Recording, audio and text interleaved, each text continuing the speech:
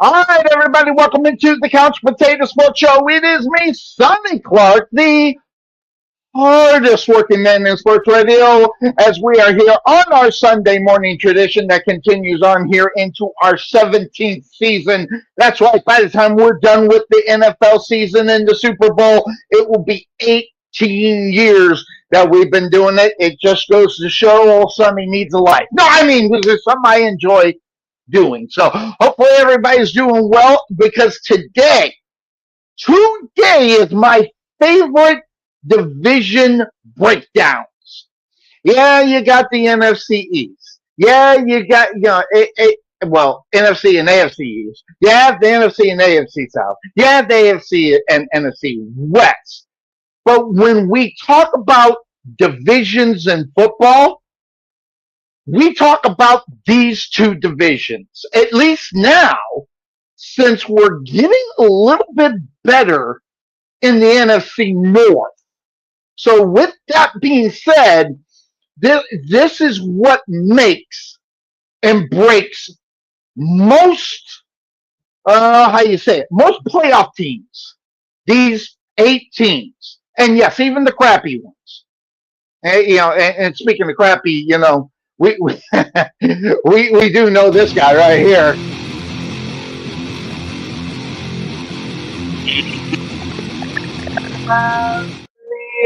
Cleveland Browns. Let's bring in. There's Obie, and then let's bring in the other one.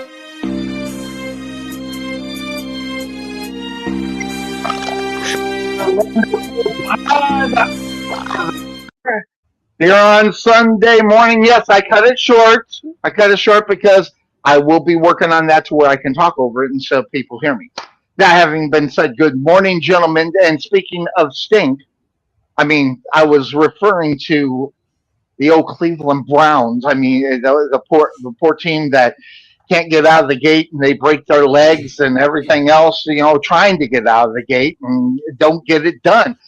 That having been said, I'm going to interrupt you. I'm sorry, Podfather, because I have been waiting for this gentleman for a very long time to get in here to do this, and he's got the second best intro of the show. So.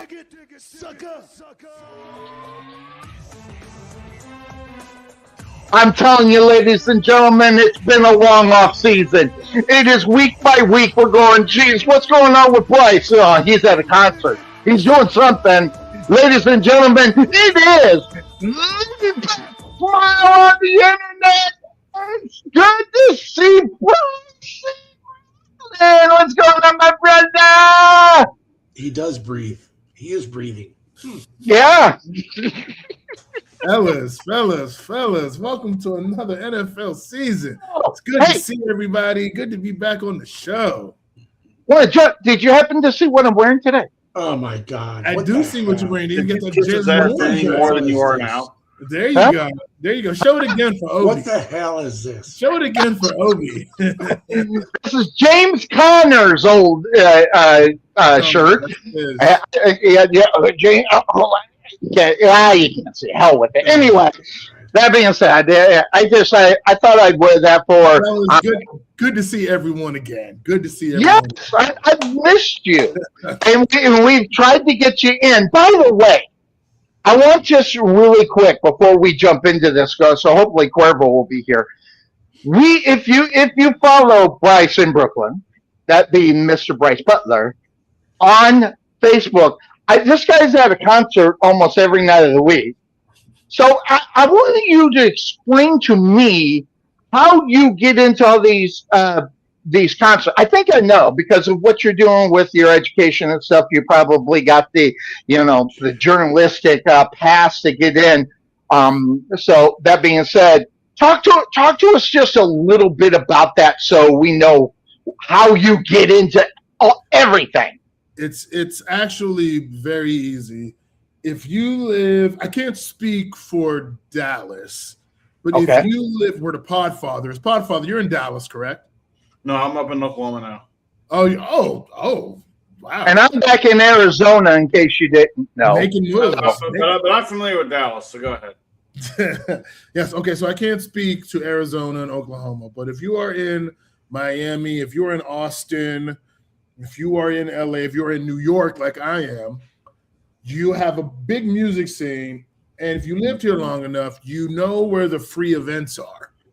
And so New York actually has a ton of free shows and a lot of different events and a lot of different organizations that put on events for the public.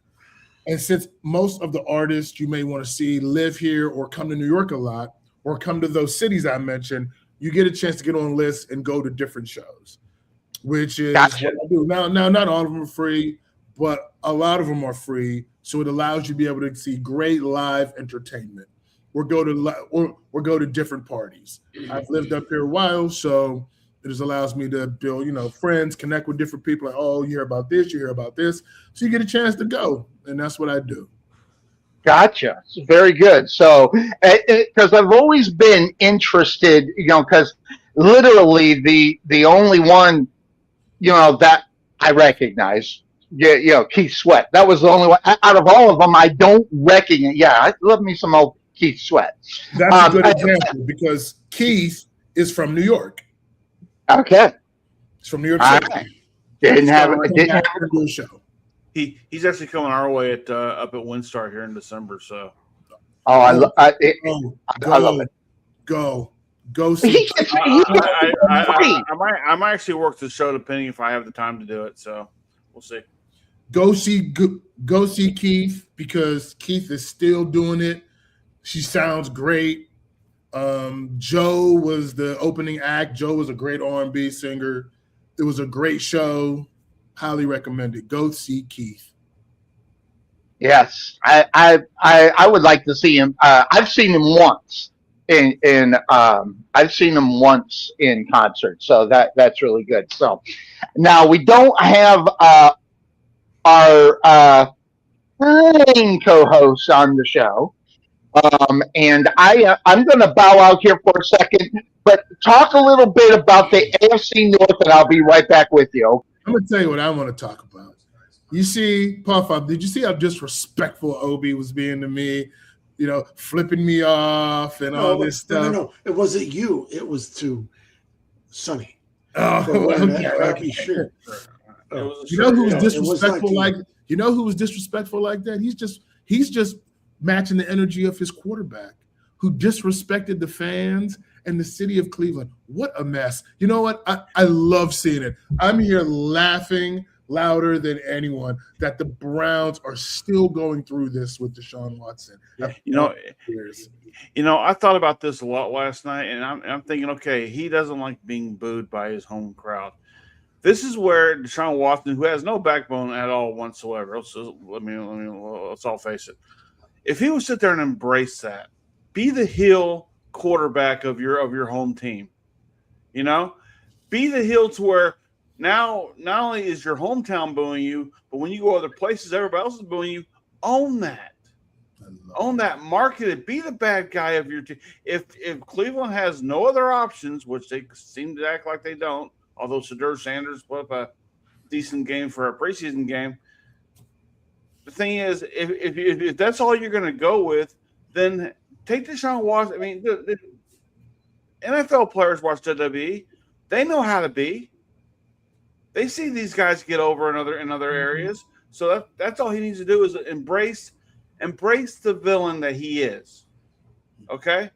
And then just go in there and you know what? At that point, just if you win, then your home crowd is making you look like they're the assholes because they're booing you guys for winning. But only because they don't like it. Like Obie, I know you don't like them. That's cool. But if they win, if they go on a 7-1 spree or whatever, and they start killing it in the NFC North or AFC North, you're just booing the guy because you don't like the guy. But right now, he's giving everybody a reason to boo him, and because he does suck out there. But if he can eliminate the suck and still be the villain, hey, guess what? The Brown, he can be taken seriously. And then he goes another place and gets booed, he can own that. Here's the thing. The thing that you just said, he sucks. Who? Deshaun Watson, he sucks. Gotcha. So I mean, if you can't tell me, I got the stats for you, gentlemen. This guy has been here, God knows how long, and I've said this many times on the show, Bryce. In fact, recently, this guy has had maybe a handful of games since he's been here, not maybe 3 or 4, where he has passed for, over 300 yards and, had more touchdowns than interceptions. If you're not doing that, you're not performing and you're not winning games. And he doesn't win games. So he sucks. I'm sorry. He was out of the league after he left Houston, or when he was at Houston, he got hurt. Then left Houston, was out of the league for a couple of years, 3 years. Then he comes here, he gets hurt, he plays, but then he gets hurt, he's out. Then he plays again, gets hurt again. And it's just repeating. And I'm going to repeat it again. The man does not have the skills that he had back when he was with Houston. I'm being nice now. He doesn't have the skills. And why is he out on the field? Well, everybody says, you got to give him a chance.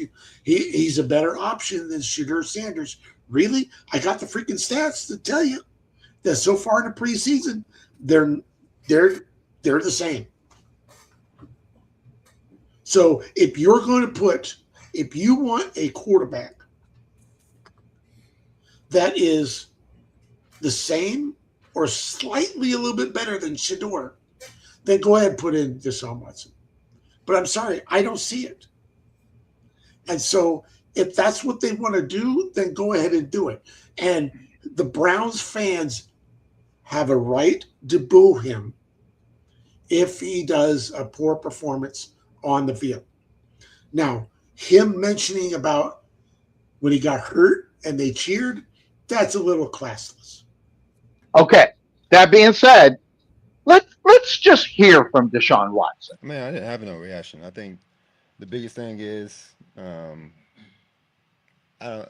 think you guys know too, and I think the whole world knows. It has nothing to do about the performance. It's a little bit personal than that. So, I think it's a disrespectful thing.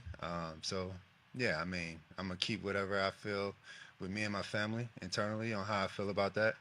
And yeah, just move on. But don't you think, Deshaun, that winning and playing better would eliminate some of that booing?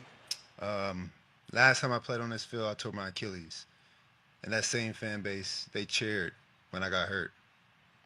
So, does that have to do with? What does that have to do with anything about performance? When a person get hurt, especially for your own city, and they cheer,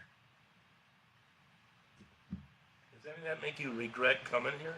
No, I don't regret anything in my life. You know, I think the Lord put me through situations for a reason, so I don't regret anything at all. But you know, I had different thoughts on how it was going to be, but you know, it is what it is. You know, sometimes the tables turn, and I'm patient enough because I'm a child of God to wait for that time to change. So I'm not tripping on it. I'm not tripping on it.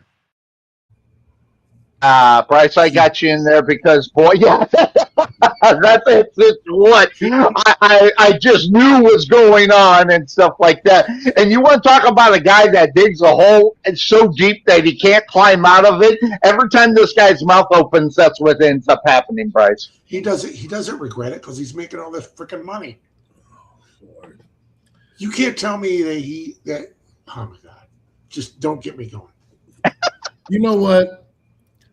So there's two parts of this to me. As the Steeler fan that I am, I love it because it's the Browns. Yep. It's the Browns. But let me tell you what really annoys me. Let's take Deshaun Watson out the equation. You know whose fault this is? Jimmy Haslam. Mm-hmm. Oh, yes. Jimmy Haslam has brought all this on the team. Yep. We are in 2026, and we're still dealing with this because his ego refuses to do what is necessary and be a leader for this team. Yep. Jettison this guy away, pay him, own your mistake. It's on you. You're the owner. He still won't own it. He's still in press. And how do we know? Because he's still in press conferences and interviews, putting it off on the GM. Oh, that's his decision. Mm-hmm. Oh, that's his decision. The Bullshit. problem with the Browns Bullshit. is the problem with the Browns is the same problem. I know I haven't talked to you guys. We overcame it. Shout out to my Knicks, the NBA champion Knicks. But the Knicks and the Browns have the same problem. The owner is leaderless. Yep. The only difference is that the owner finally got out of his way and hired Leon Rose to run that team. And Leon Rose in basketball knows what he's doing. And then he got out of the way and just let him do it. And Leon has led the Knicks to an NBA championship.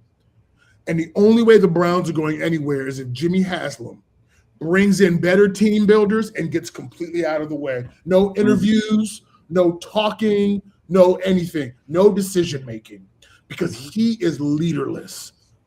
The Browns have no leader as long as he is owning that team because he does not know how to run a franchise. And so all of this with Deshaun Watson and those type of interviews and still dealing with this with the fan base is all on him because he refuses to actually be a leader, step up and get rid of this guy and own his own decision. He won't do it. He's still trying to make it work. He's still trying to show that, we did the right thing here.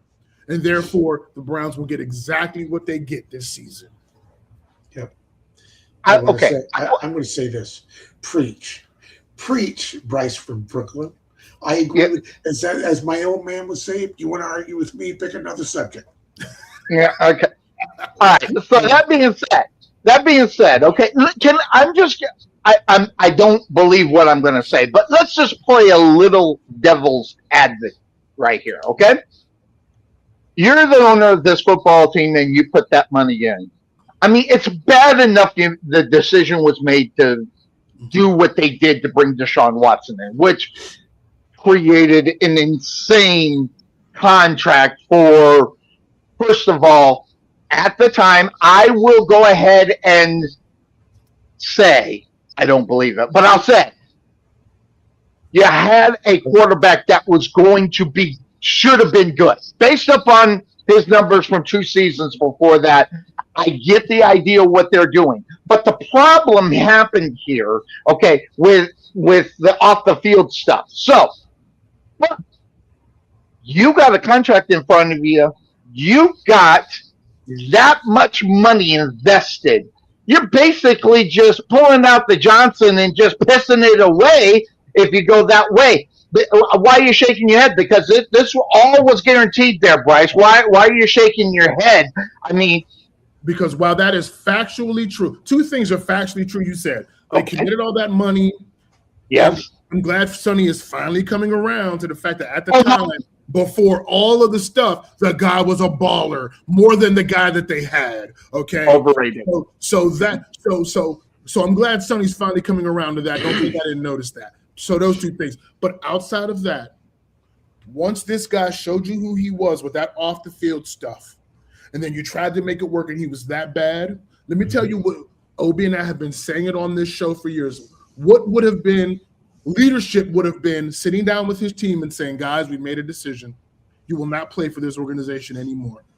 You will either sit and collect your money, or you will take us to arbitration in the Players League and we'll move you somewhere. You will take a buyout and you can go play and move on, or you will sit here and we will pay you. I will own this decision, but you will never play for this organization again. So if you want to continue to play football, you will take a buyout or whatever it is that we can agree to, and you will move on, or we'll pay you everything we said, deactivate you, and you will not play. This is over. And Jimmy Haslam steps in and says, I'm taking it out of my coach's hands. It is my decision. You have to do that for the whole of your football team, to let them know this is not how we will conduct business. This is not how we will build this team to win. Once you saw that, a leader would have stepped in and said, I will own this decision. I'll take the bullets. I will stand in and take all accountability. Not even my head coach. It's my decision. That's a leader. He didn't do that. And so therefore he's dealing with all this still in 2026. Okay, I agree with you to a certain extent. Okay, let me throw a number out to you. $250 million. Okay, now listen, I'll never see 0.00001 of that kind of money. Okay, all right. So it's easy for me to say, hey, just go screw it, So, but the problem with that is if you take a look at me, okay, and compare it to him, that is a decision of thousands of dollars compared to what he's going on. So I'm definitely thinking, well, if I got it, I'm going to wear it out. I mean, I do that anyway. But that having been said, it's just so totally different.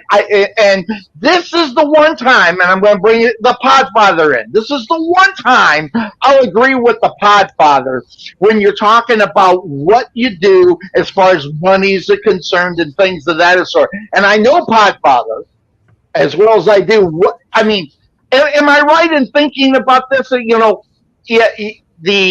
idea of paying a guy that much money, Podfather, and just basically flushing it down the toilet, it's got to be one of the biggest decisions in reality for an NFL franchise. Even though they're worth billions of dollars, this guy's got $250 million built in. Well, one thing we're not also looking at as well. Maybe Deshaun Watson knows where all the great masseuse places are in Cleveland. Maybe he's taking the owner there and getting him what he wants. I mean, I don't know why he's sharing the wealth, huh? Right. I mean, look, he might have connections. I don't know. I mean, I can't think it starts in Houston and goes anywhere else. But I mean, look. I mean, obviously, you don't get rid of a player you're paying that kind of money to and take the hit. Some teams have, and some teams have fallen behind 4 to 5 years in the hole because of that. And that's why you don't just up and get rid of him. Plus, you can't trade him. Nobody wants him. Mm-hmm. So if you can trade the guy, great. And trust me, I mean, you don't think the Indianapolis Colts last year could have used a Deshaun Watson after they lost Daniel Jones? I mean, they had to go get what's his name out of retirement to come to him and his 27 kids. He said, hey, look, why not play for the next 5 games? Godfather, what you said about they can't, no team wants him. That should say something to the ownership. Yeah, it should. No team wants him. So why are you keeping him around? Because you have to pay him. So, because, hey, does that reality really happen in corporate America? Really, if you take an employee in corporate America, this and is not some corporate kind of America. shit like that goes on, you're not telling me that employee is going to be brought into the office and say, "I'm sorry, your time here is done." Okay, that's corporate America. That's not the NFL. But guys, listen to what Obie is saying. it's encompassing what I'm saying, which is, okay, fine. We have two options. We will pay you every dime and you will not play for us at all. So sit your career out for 3 years and then football pretty much be done. Or we sit with arbitration and work out a buyout and you can go continue to play football. Yeah. But here's an option we will not have. You will no longer play for this organization. We're done. We're past it. Those are the decisions. That's leadership. You already committed to paying him, so fine. He was bad already. So you know what? Once you saw that, which you saw pretty early, and you weren't getting a return for $230 million, sitting down, like you're not playing anymore, and we're moving in a different direction, and we will take the hit other than keep bringing you on here to do and say things like this when you already cannot play anymore. So you go, and we'll pay you. Or if you want to continue to play football, let's work out a buyout. We'll agree to it. We will cut you a check, and you can move on. Yeah. Those are your options, but they don't have the owner or the will to do that. So here we are. Can you imagine the buyout? Can you imagine the buyout that he'd asked for, though? No. Listen, this is the Kyler Murray effect. Okay, look what Minnesota's paying the league minimum. Okay, at least the Vikings were going to go after this quarterback. Okay, so someone was going to pay him. Okay, but they can't even get Deshaun Watson on a roster. As Obie says, that says a lot about the guy. That says a lot about what's going on. But I agree with Bryce. But this is what the organization should have done. Back in early that this went on and they signed this contract, there's a morals clause in this contract. No one can tell me damn differently. And they should have turned the page on that crap when it started going on. And as Bryce said, the leadership of this organization did not bring it forward and say, we're voiding this crap. And the worst thing that could have happened, if they didn't win it and they said, they still got to pay them. So what's the difference? Go in there, try to void that contract and get out of it. That's just stupidity. And guess what?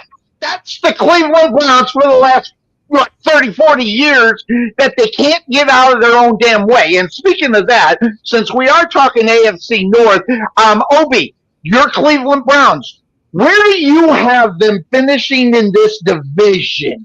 Because I want to hear this. This should be interesting. I know where I got them. What do you got going on there, Obie? How many teams are in this league or in this division? There's only four, right? Only four. Cleveland will finish in 5th.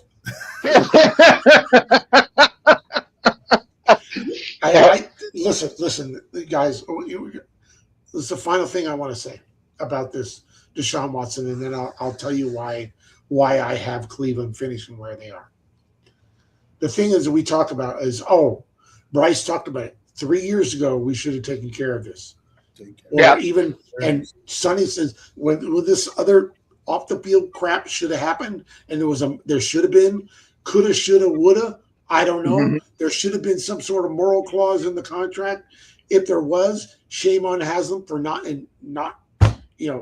doing what he should have done. And if 3 years ago, but here's the thing: we continue to kick the freaking can down the road. So what we should have done 3 years ago, we're still dealing with now in 2026, and we're taking the repercussions of our decisions, the consequences of our decisions, and that can is kicked down another 2 or 3 years. When we could have been almost over it, but now we're not, because we kicked it down the can. We let him sit around. We let him, continue to believe that he can have an opportunity to go out on the field and perform when he can't. And he cries when he doesn't. When he doesn't, what? Let me ask you something, just really quick. Yeah. The off season, you lose Myles Garrett. Is the reason why they lost Myles Garrett because of what they got going on at the quarterback position with Deshaun Watson, because of the money that they're going to have to pay for him, never mind the continual contract that they had to shell out? and looking at maybe they took a realistic look at their future and said, we're not sniffing the playoffs. We might as well not have to pay Myles Garrett as well. So they took, how much money between those two guys are they paying out? It's got to be over what, $115 million a year on two players. Here's my answer to that. I think behind closed doors, there was a conversation had between Myles Garrett's team and ownership and general manager and coach, and Myles Garrett was reading the handwriting on the wall, which was, hey, our defense is good. I'm good. I'm your best player on this team. But yet I don't see you doing anything to improve the overall team and give us a chance to win games. I'm sorry. If we have to hold teams under 17 points a week, we can't, our defense can't do that. So I'm going to tell you what, either you improve this team overall offensively and, maybe shore up a little bit of holes in the defense, or I'm going to possibly sit out. I'm going to, want a contract extension, and I will sit out as long as I need to, or you trade me. I think that's the conversation that was had. And I think that ownership realized that, okay, well, we can't do what he wants us to do because we're too damn stubborn and too damn locked into this damn contract with a quarterback that doesn't perform. So we're just going to go ahead and trade him to whatever best we can get. That's what I feel like happened. And so therefore, the same old shit that's going on with the ownership. It's been a long time. This ownership showed us a lot happening, 3 or 4 years ago, when a quarterback, not saying that he was going to be our future leader, but a quarterback took this team to the playoffs and won a freaking playoff game against that team. A playoff game against that team. And they rewarded him by saying, guess what, Baker? We don't want you anymore. So, Bryce, thinking about the money portion of it, the business side of it, and what Obie said behind closed doors, did they come to a realization and say, screw it, we're still going to make money. We might break even because that's just what the NFL does, and even the worst football teams make a profit. I think basically, I'm saying, maybe you can say, the Cleveland Browns sold out on just profit and forget about winning. Haslam did. I actually don't believe that's what happened. Okay, what do you think? And I'm glad Obie is here because this is the second issue that I need to get his perspective on, is this Myles Garrett trade. Hey, Daddy's not in the division anymore. Again, there's the part of me that will analyze this. Then there's the fan part. It's like, I love it because he's not here. They traded their best player. In typical Browns fashion, this actually, let me tell you where the Browns are like the Cowboys in this regard. Okay. They actually can identify guys that can play football. They do a good job of it. They got talented players. There's some talent there. Mm-hmm. Where they really get it wrong is both of those organizations don't really know how to team build. At least team build not for a sustained playoff success. They have never shown that they can actually do that.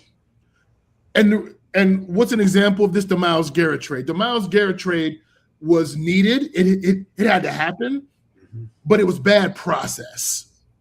Why do you trade him now after signing this agreement? When he wanted out before, that's when you get rid of him. That's when you make the move. You did this a year too late because look what you got back. You got back some picks, which we don't know if you're going to be able to. We don't know what those picks will turn into. You've shown the propensity to get good players, but are they actually players that fit the mold for winning football? We don't know yet. Jared Verse is a nice player. That's a good player. But he ain't no Myles Garrett. So you No. didn't get the value that you needed to get for Myles Garrett. When he requested a trade, that was the time to say, let's hold off. We'll move you. We'll get you to where you need to go. You also needed to trade him for the good of the team, because you need to show that when players like this play like this and play well, when you don't have a chance to actually do anything, you need to be able to trade them and respect the fact that they want to go play somewhere else. Mm-hmm. Because other good players need to see, if this ain't going to work, are you going to do right by me? And the Browns did show that they will do right by a player of his caliber. You got to show that to the league. But the whole process and the way they went about it, to me, it was bad process. Yeah. Team Trying to sell. does not understand team building. I Right. think there's some good players, but overall the front office is just not a winning front office, and it reflects in their record. Bryce, we all go back to what you originally said. It's leadership. Right. Mm-hmm.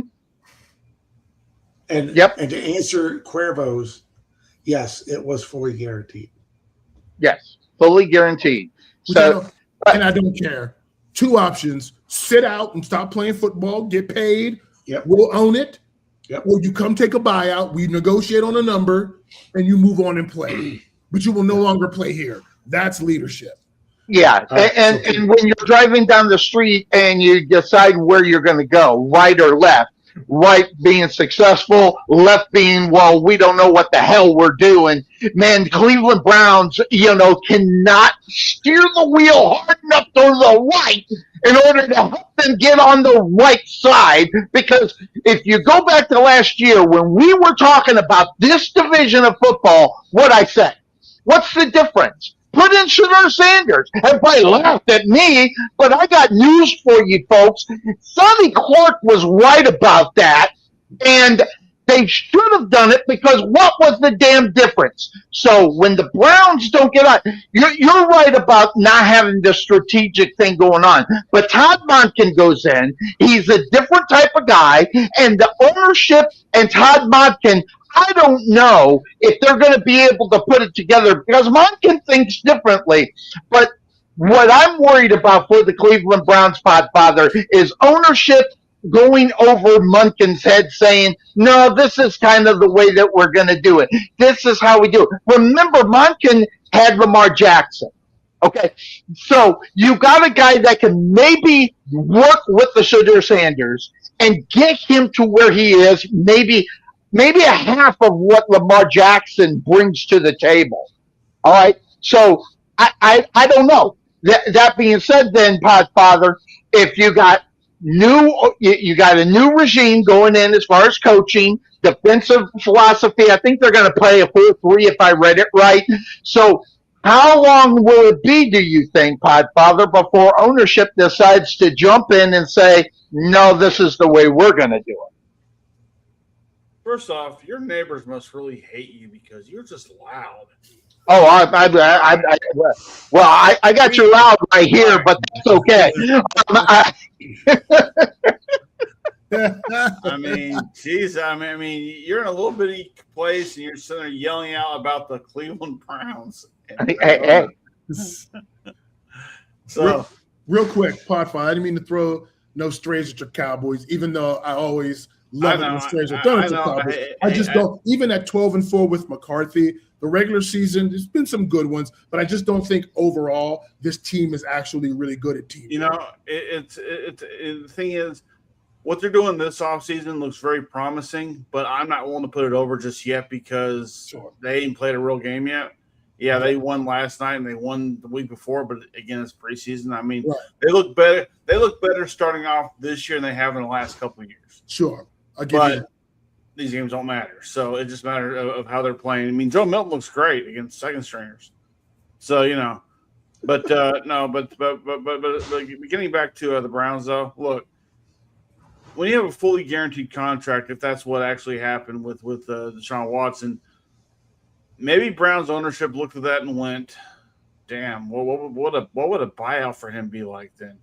If that's guaranteed, I mean, are we still talking over $150 million to one player that we're in the hole for X amount of years?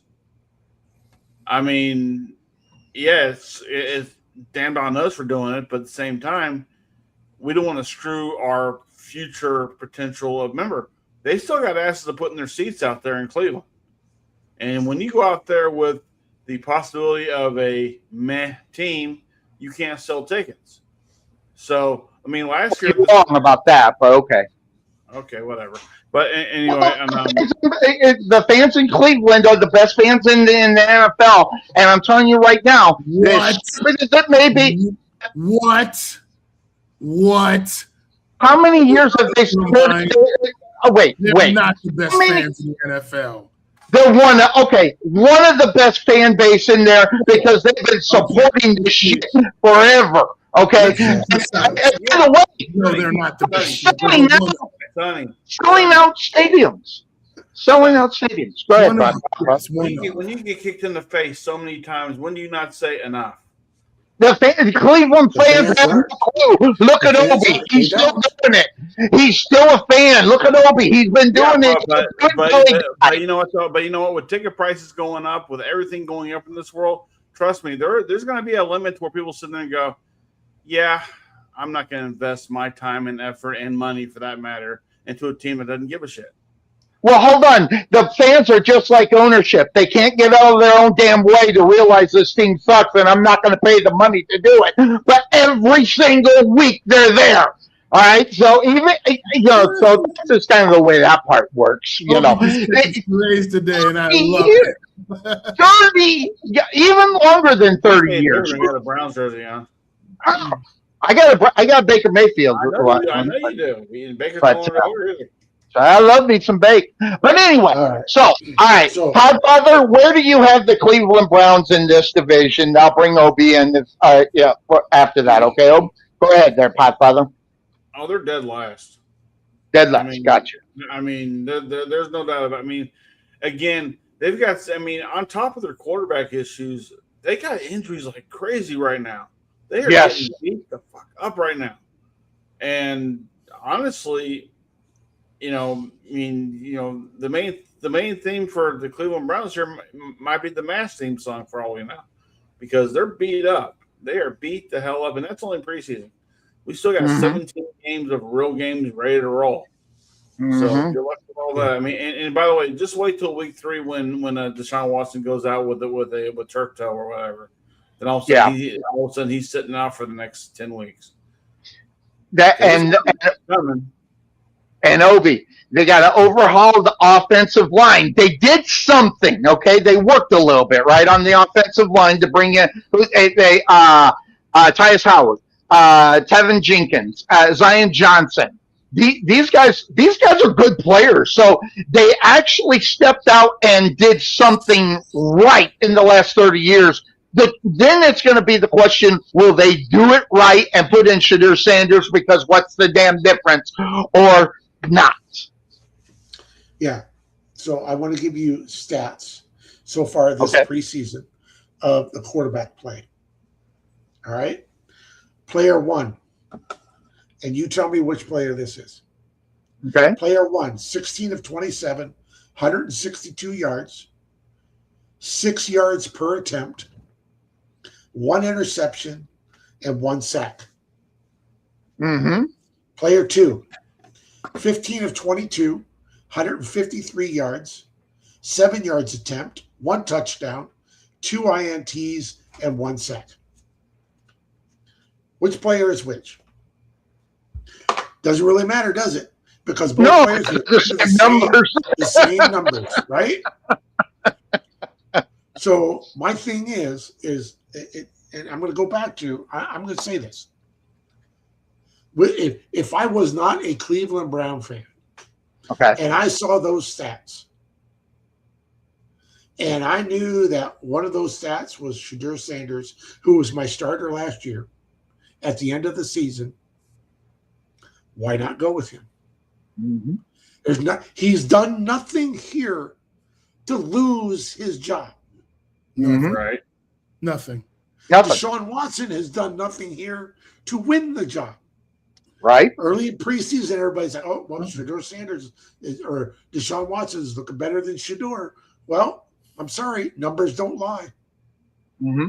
I agree. And look, I don't agree with Sonny. I would not have started Shador at the beginning of the season. I was fine with going with Flacco.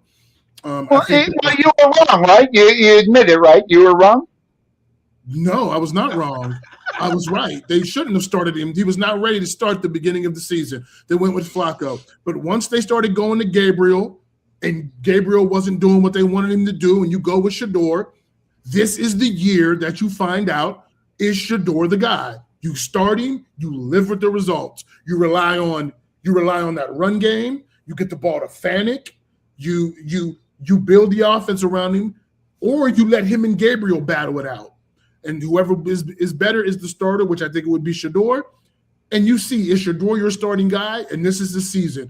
You go to him behind closed doors. You look him in the eye and said, Shador, this is your season. You want to start for this team? You want to take us from where we are in the doldrums to actually ascending to try to be a team that can win? You show us what you got. You got a new mentality. You ain't like these other guys. You come with a winning mentality. You believe you could turn around any situation. We've seen you do it in college. Turn us around. This is what it is. You got a year to do it. Yep. Do whatever you got to do to get this team to win. And I will live with the results. That's leadership. That's what you do. You also show the team that we're about winning. We believe this guy's won. We're going to get behind him. I don't want to hear no BS from anybody. He's our quarterback. If he's the guy, if you don't support this guy, then you won't be playing. Yeah. It's just that simple. Because the Browns have to show that they can lead. The leaders of that team need to show you either get on board or you cannot be here. We're moving away from this other BS. It's about winning. And this guy has been a winner. Gotcha. That's what they need to do. Yeah. And I would go with him. And you see what you see. What does going with Deshaun Watson prove other than the owner wants to prove that he can still make this happen? Yeah. Exactly. And if Deshaun Watson is the starter, that's exactly what happened. Definitely. And the Browns will get whatever they deserve. Absolutely. Yep. So this team, I agree with Podfather, last place, maybe even fifth place. Like I said, I don't know. This team, I will be surprised if they. Okay, it'll be surprising to me if they win 5 or more games. I don't know how many games the Browns are going to win. I have them in last place. Outside of the quarterback, I still have major concerns. What does this defense look like without Myles Garrett? Exactly. Like Jared Verse is a good player. That's a guy you got to contend, but it's not Myles Garrett. Right. You don't have this level of game record. You know, Denzel Ward, good corner, but I don't know, is Denzel like he was? Is he that guy? You know, Schlesinger, ascending player. That's a good inside linebacker, Obie. Hey, But it's 1 year. And now you have no Myles Garrett. So now those teams got a year of film. They're going to be like, okay, let's see you do it again. Yep. These other inside linebackers, that's an unproven group. Sonny, Podfather, what did I say last week? I said, and this, what Bryce is saying, is we had a player who took up 2 to 3 guys every play. Every play.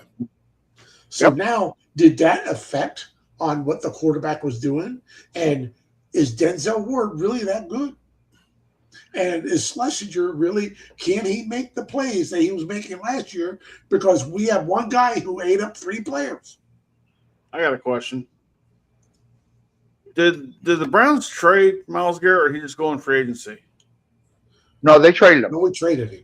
What do they get? Yeah. We got Jared Burse and we got picks. Okay, so do they get any draft choices? Anything to build off for the Yes. future? Yeah. Okay, Yeah. so they have the potential of doing something here down the road. Now, I'll be without a quarterback currently that's not even on the roster probably, but they still have a chance to build from down the road. Yeah. Because I was afraid that they actually let Myles Garrett just walk. No. And I mean, boy, imagine had that happened. But they still didn't get the value that they should have gotten. No.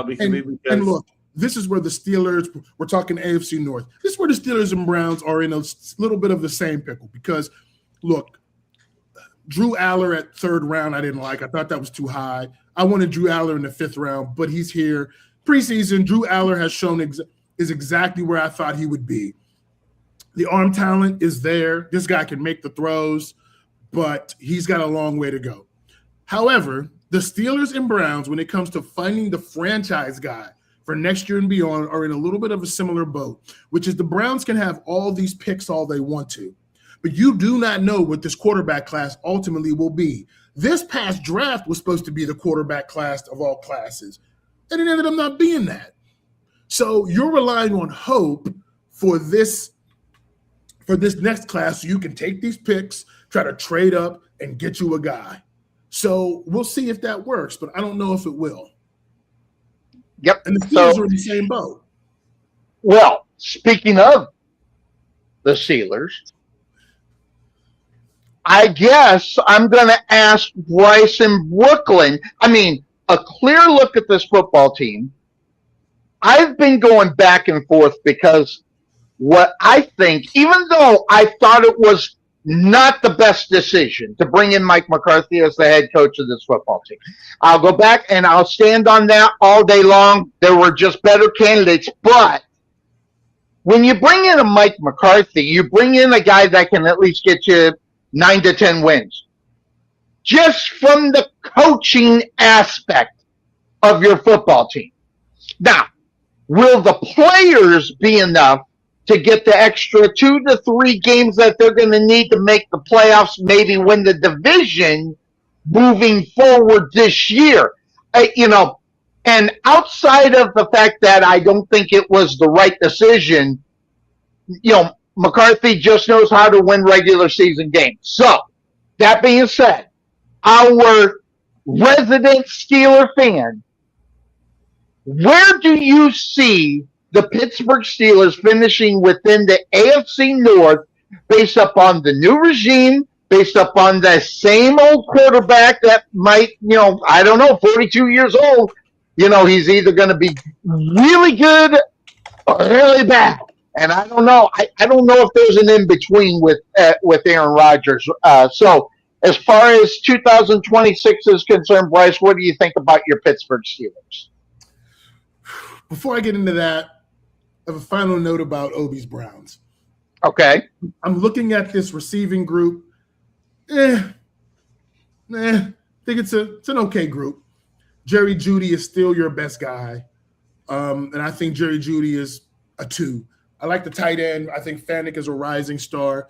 The team is a little bit like last year, where they're still going to have to hold teams to under 20 points, I think, to be successful. So Judkins, if he comes back ready to go, I love that guy, running back, one of the best young players in the league. So I think there's some stuff there, but last place finish. That's where I got them. All right. On to my Steelers. I didn't like the Mike McCarthy hire today, I hope. I didn't like the Mike McCarthy hire. Thought it was a disaster hire because at the time, just wanted a young coach, needed to bring in a new perspective, kind of wipe the slate clean. They bring in McCarthy. But here's what is interesting about Mike McCarthy. Okay. There's still some question marks here. I am not mad at the staff he's assembled. Brian Angelico from Minnesota, even though he don't call plays, he's going to be offensive coordinator. Patrick Graham, the new defensive coordinator. This defense is going to be infused with new ideas, going to look a lot different. Joe Vitt, Camden is the line coach. Vitt in the secondary. There's some interesting assistant coaches that I think from a coaching standpoint are going to dial into some of these details a little bit better. Here's what I think it comes down for Pittsburgh. 1, can the Pittsburgh Steelers in the back end get Joey Porter Jr. signed, which I think they will? And can they run more varied coverages, more pattern matching, more disguises? Can they do that? Number 2, can this defensive line keep their 2 inside linebackers free? The problem with Peyton Wilson and Patrick Queen, who I think are a good duo, very individually athletic, is that together they are too similar. They're very similar linebackers. And when you play these 2 guys that commit to start them, you better have a defensive line like old school, can keep guys off of them so they can be run hitters, uber athletic, make plays. and cause chaos. If you let too many linemen get up on them, they're not going to be as effective. So can the defensive line do that? The defensive line is very deep. Patrick Graham has jumped right in. They drafted this Rubio kid, looks pretty good at the nose. Y.A. Black's the nose. They moved Benton to end, which is smart. He's more of a pass rushing end. Harmon's more of a dual rush power end, first round pick. Still got Cam Hayward. I think there's a lot of depth there. Offensively, it really comes down to the offensive line. If they protect, I think Aaron Rodgers has the chance to hold the football more. If this offense is going to be static, no motion, line up, run your routes, and make plays, there's a ceiling on that because Aaron Rodgers can't just dial it up every play and navigate you down the field like that. They're going to be quick game oriented, but they can't just be quick game. They got to throw the ball down the field. They got to get good protection. So this offensive line has to be really, really good. We'll see what happens there. I think there's potential for them to do that, but they got to show it. Chris Boswell, the kicker, can't fall off a cliff. He's getting older. He's still the best kicker in football to me, but he has to stay ready.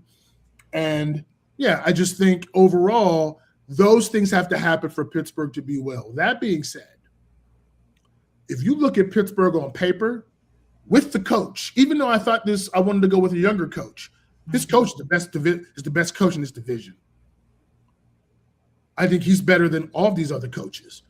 He's more pedigree. Zach Taylor, he's better than him.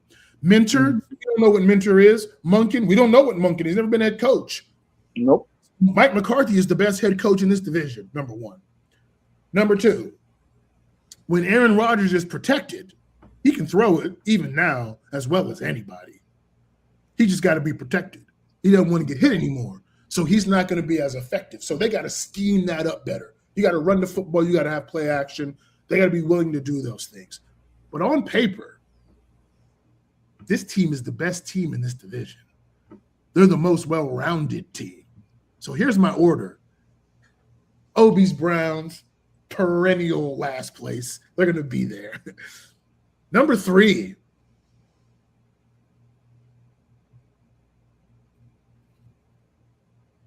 I have the Baltimore Ravens taking a little bit of a step back this year. Wow. Number 2, the Bengals. I think Burrow, if he stays healthy, that receiving core is spicy. They picked up Sexy Dexy. That's a good pick. That's a defensive lineman that you got to contend with. I don't like really their linebacking core. I think but they got a good corner group. You get that guy defensive line, he starts wreaking some havoc. That corner group can make something happen. The number 1 team in this division who will win this division is the Pittsburgh Steelers. Obie can sit there and make whatever faces he wants. He can say whatever he wants.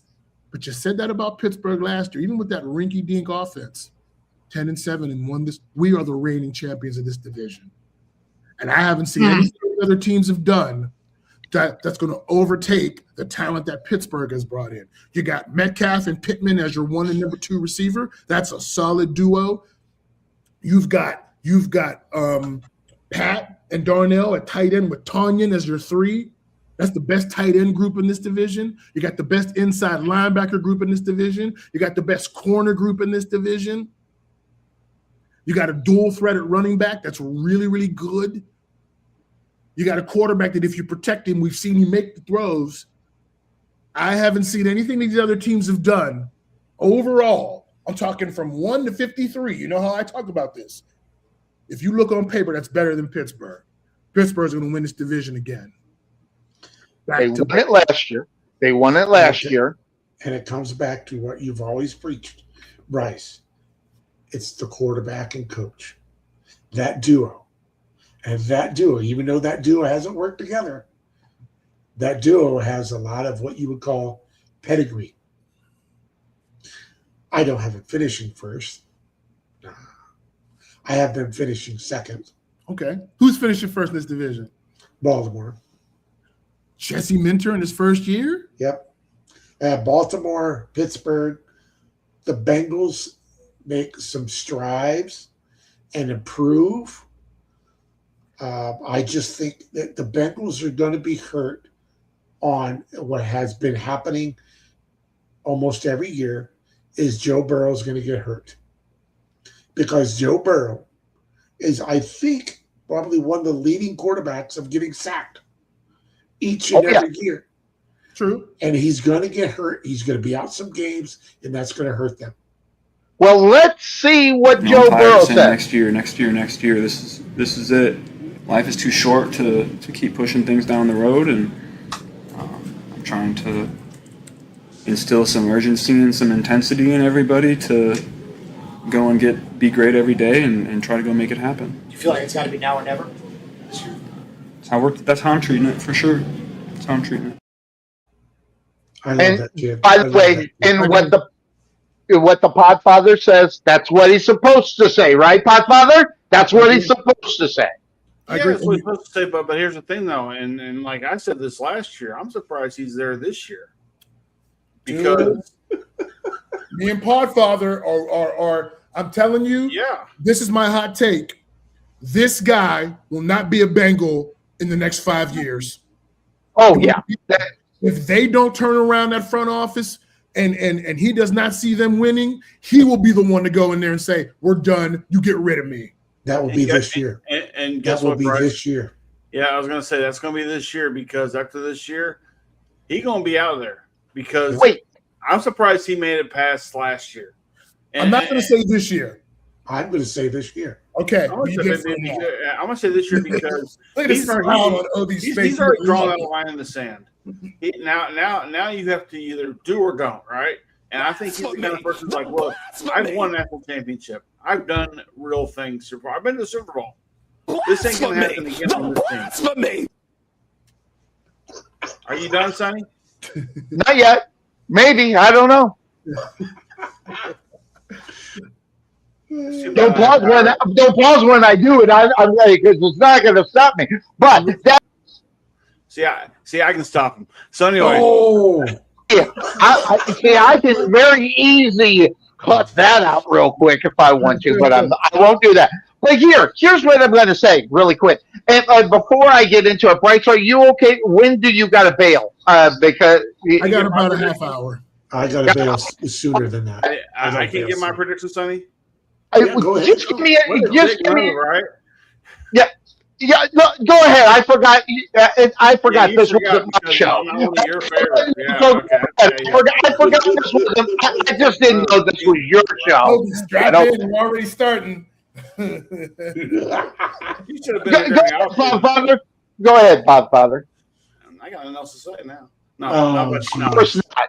Of course not. This is the reason people want to punch you in the face. I got you. Okay, look. Like Bryce, I got the Steelers finishing first, barely. Fair enough. I got the Ratbirds finishing second. Yes, the Ratbirds. I've got the Bengals finishing third, and this being the last year for Joe Burrow. And I got, of course, the lonely ass Browns finishing lonely ass fourth.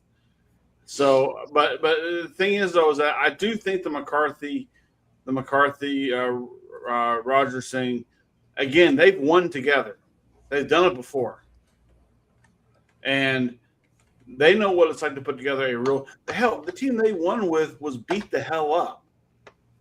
If you go back to those days back when Green Bay won the Super Bowl, a lot of injuries. They were playing third and fourth stringers. Yeah, a lot of injuries. Super Bowl against the Steelers, by the way. So it is funny how that all kind of comes around, right? But the thing is, I think McCarthy is great for the first year coach. Once teams get familiar with him, and once teams, especially the AFC North, once they start to figure out, okay, well, he doesn't do a lot of this, he doesn't do a lot of that. Yeah, we can work around that. That's fair. And next year he can have Aaron Rodgers. He'll have Drew Aller. So we don't know who he's going to have, Podfather. That's the thing. Maybe we'll see where they're at. So we'll see what that. I mean, the thing is, I don't see Aaron Rodgers being the guy to groom anybody because nobody groomed him. Okay, Favre didn't groom him. He's been better at that, Podfather. There's been a lot of talk that he's been good in that room, so I'll give him credit. Yeah. I think that's because he sees the finish line. Sure. Okay, fine. Favre didn't see the finish line then, so I mean, there is that. So maybe Drew Eiler can actually learn from him, kind of how we wish that Justin Fields had learned from him. You know, maybe to sit back and go, oh, that's how you do it, as opposed to just throw you out there and see what happens. You know, preseason is one thing, but the regular season is a whole different beast. I mean, like I said, Joe Milton for the Cowboys do really good yesterday against second stringers in Arizona. So it is what it is. But yeah, I've got Pittsburgh finishing out for first, maybe 12-5, with the Ravens finishing 11-6. So that gets you a pretty close division. Then, of course, I mean, hey, I'm going to give the Bengals credit for one thing. They're going to hang in there. They're going to be a tough out. That's until Burrow goes out. Yep. And that could be week 5. That could be week 4, week 5. Yeah. Interestingly enough, I don't know. I listened to Joe Burrow, this week because I knew we were going to do this. And I'm just hearing a different Joe Burrow. Okay? And here's one of the things. We're not worried about Joe Burrow except the injury side of this, right? No one said, by the way, he's the best damn quarterback in this division. Yeah, I just said it. Okay? He's the best quarterback. Not only that, he's got the best wide receivers in this division. Yeah, I said it. But here's what everybody needs to know, and they actually addressed. Their defense needs to get better as well as their offensive line. Well, what did they do in reality? They went and worked on the offensive line. They re-signed Rice, okay? They got him up there. They got Mims to a 2-year. They got Orlando Brown. These are guys that are solid to protect this guy. So if he gets protected, what's going to end up happening is the weight of this football team, being the Bengals, is going to fall on the defensive side. But they changed the defensive line for this football team. I mean, who did they get? Dexter Lawrence. They got him. Jonathan Allen. That guy's a stud. I don't know much about him, but I love the guy they got in the second round in Christian Howell. I love what they got. They did that on the defensive line. And what does Tom McManus always say? It starts on the lines. And I'm telling you right now, if Joe Burrow stays healthy, this team's going to go. This team will win 12 games and by far win this division. So you got him winning the division? I do. I think Joe Burrow, when I was listening to him, he's not the same guy that we were listening to the years before. He started this at the beginning of the year last year, kind of putting it down, saying this is the way that it needs to work. This is the way.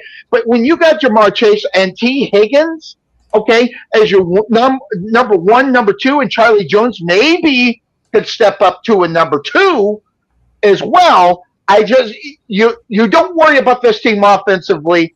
The only reason why they don't win would be, number 1, Joe Burrow goes down. That would be that up on top of it. And then if they get key losses on the defensive side, that is the reason why they won't win this division. It will all be about the injury bug, but if they can maintain through the season, they easily should win this division. And I don't think even, Bryce, you would argue that if he stays healthy, that being Joe Burrow, and nothing really falls to it, they win this division easily in reality. And that's the way I look at it. They're far better than the Pittsburgh Steelers. No, they're not. There's no. Oh, yeah. There's never any easily winning the AFC North. Obie can tell you that. Well, it is going to be hotly contested. Even with the Bengals, with some of their best teams, they would split with Pittsburgh. So let's not get into this idea that they're going to run away with division. I do like Jonathan Allen. I think that defensive. The reason why I've got the Bengals finishing higher than the Ratbirds is because when you look at that Ratbird defense, it does not have the top end talent it used to have. Not anymore. I like what's his name, the defensive end For who? that they signed from the Bengals. Oh, Trey Hendrickson. Trey Hendrickson, yes, like changed his shirt. Yes, I like Trey Hendrickson. Of course, he's getting a little older. We'll see how that goes. But the top end talent, the Bengals have upped that. Those two corners are good, and those two tackles are good. So I'll give them that. But overall, I think if you look position by position, Pittsburgh is the better team. Now the quarterback they have. Let me tell you something too. Joe Burrow's letting you know there's something amiss with this front office that he doesn't like, and he's letting them know you better get in line. But I'm also starting to look at Joe Burrow a little bit. He's hurt all the time. He don't have any all pros under him. You know, you're supposed to be a top 5 guy. Not even hear that he won the Super Bowl? No all pros. Or he won the Super Bowl. He won. Well, it's hard to get any more pros when the quarterback is down and you can't get the Jamar Chase or Higgins with So here's the thing. You got a lot of talent around you, and you've had a lot of receiving talent. So I need to start to see it because some of these other guys that are, may not be as talented as you. Matthew Stafford's older, but he got a ring. He can sling it. Jalen Hurts, people can say what they want. When the lights get bright, woo, he's outplayed Patrick Mahomes twice and won a Super Bowl. Joe Burrow ain't done that. Joe Burrow has outplayed Mahomes in the playoffs before, but not at that stage where Jalen Hurts has outplayed him twice on the biggest stage. So this top 5 conversation, I'm starting to hold Joe Burrow like I need to see something here. This is the year. I need to see you go do what Sonny Clark just said. Make it easy. Go ahead and beat the brakes off us if you can. Absolutely, and they should. Based upon personnel, I don't think they can because I think the Pittsburgh Steelers are a lot better than what people think they are. Listen, gotcha. Look, you can talk big during a press conference because you're healthy right now. Get hurt, get dinged up a little bit. Let's see you bounce back because again, we haven't seen that. Yeah. What? Can I ask you a question? Maybe some of the injuries that he had, okay, they're pretty devastating. There's a difference between being hurt and injured. There is a big difference when we talk that. And I wonder sometimes, and I might be, is sometimes when Burrow realized where they were within the season and he did get hurt, saying, this isn't. Would there have been a step if they were in a playoff run kind of thing and looking really good? Would he have stayed in that lineup? Because that's what good quarterbacks do. We can sit there and talk about it all day long. And one of the guys that we can talk about doing that all day long is a Brett Favre. That guy stayed in the lineup, hurt or not. That guy played football, especially if there was something on the line. So if there's something on the line enough, it's going to have to be whether or not Joe. Yep, go ahead. Okay, it's whether or not he's going to be. It's going to be whether or not he's going to be able to step up and say, "Well, we're still in the hunt. I'm hurt or am I injured?" Well, I think I'm hurt. I am and he's got to have it in his mind, even when he's hurt. He is the best option at the quarterback position for his football team. So, that kind of thing makes it huge going into this year. If they have a different mindset, which maybe they do, maybe he has made enough noise to have everybody come together and say, listen, we can't lose our franchise quarterback. We better do something. We better protect him, do better at that. And they did. They went out and addressed that offensive line. So, real quickly, just a quick brief history of Joe Burrow's injuries career. Torn ACL, PCL, MCL, and meniscus, November 2020, week 11. Okay. Let's see, dislocated finger, December 2021. Did he lose games over that? I mean, did he miss games over dislocated finger? Yeah, and that's what I'm saying. Go ahead. Yeah, well, I mean, over the torn ACL. Yes. Yeah. Let's see here, MCL sprain February of 2022 with the Bengals. You're gonna miss games on that. Their run towards the Super Bowl. Let's see here, calf strain 2023. Calf. What's that? He did not miss any. Shut up, everybody. He did not miss any time during that injury. And torn wrist ligament, November 2023. Week 11, he didn't miss the remainder of the season after he felt a pop. Okay. So, I mean, yeah. I don't think it came down to well, we're not in the hunt, so I'm gonna go ahead and just spout out here now. All of a sudden, I think obviously with the throwing wrist injury, I mean that's big, especially when you got receivers you're trying to throw to. You can't just automatically become left-handed, Yeah. So, I mean, he has legitimate injuries for going down and being out. The thing is, and I think we can all agree, the man's pretty fragile, and he got that way because the offensive line hadn't protected him. He's become Absolutely. David Carr. He's become David Carr. Remember him when the Texans? Once you touched him, he went down because he didn't want to. He had to avoid the injury. Now the bad thing is David Carr never won anything big besides just one game over the Cowboys. So I mean, clearly, Burrow's. I mean, like I said, Burrow's. He needs the protection that he hopes he's getting this year. Absolutely. But he's frustrated. He's been in this thing for almost 6 years. And last year, when we started this and we talked about this, he was telling everybody, listen, this is what's going to happen. I remember this like it was yesterday. And I was saying, this is the right Joe Burrow that needs to start the season. Okay? And, and he ends up getting hurt. But when you take that many sacks, are you really blaming Joe Burrow? Or are you blaming coaching and the front office not to protect a franchise quarterback? It's insane. It's literally insane. All right, go ahead, Obie, but I know you got to bail. Last thoughts on this and a quick rundown on the NFC North. Yes. Last thoughts on the Cincinnati Bengals. First 5 games. Week 1. Easy schedule.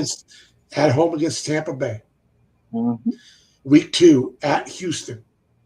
Mm-hmm. Week 3 at Bryce's Steelers. Week 4 at home against your Jacksonville Jaguars. Mm-hmm. And week 5 is a definite give me win game, is at Miami.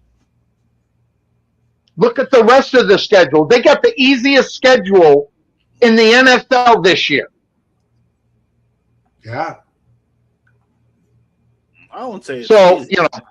Well, No, it is. I mean, based upon the rankings, people who rank them, they've got the easiest schedule based upon the rankings of people who rank them. I don't know how they do it, but most, if it's not first, they got the second to third easiest schedule, which in turn should have them roll. And that's one of the also reasons why I look at what the Bengals can do this year. They got a great schedule to be successful. So. But I got Bengals, I got Steelers, Ratbirds. I agree with Bryce. They take the step back because now Monken's gone. So they got a new guy going to go in there and try to tell Lamar Jackson how to play quarterback. And it ain't going to go over well at all because that's just the way he is.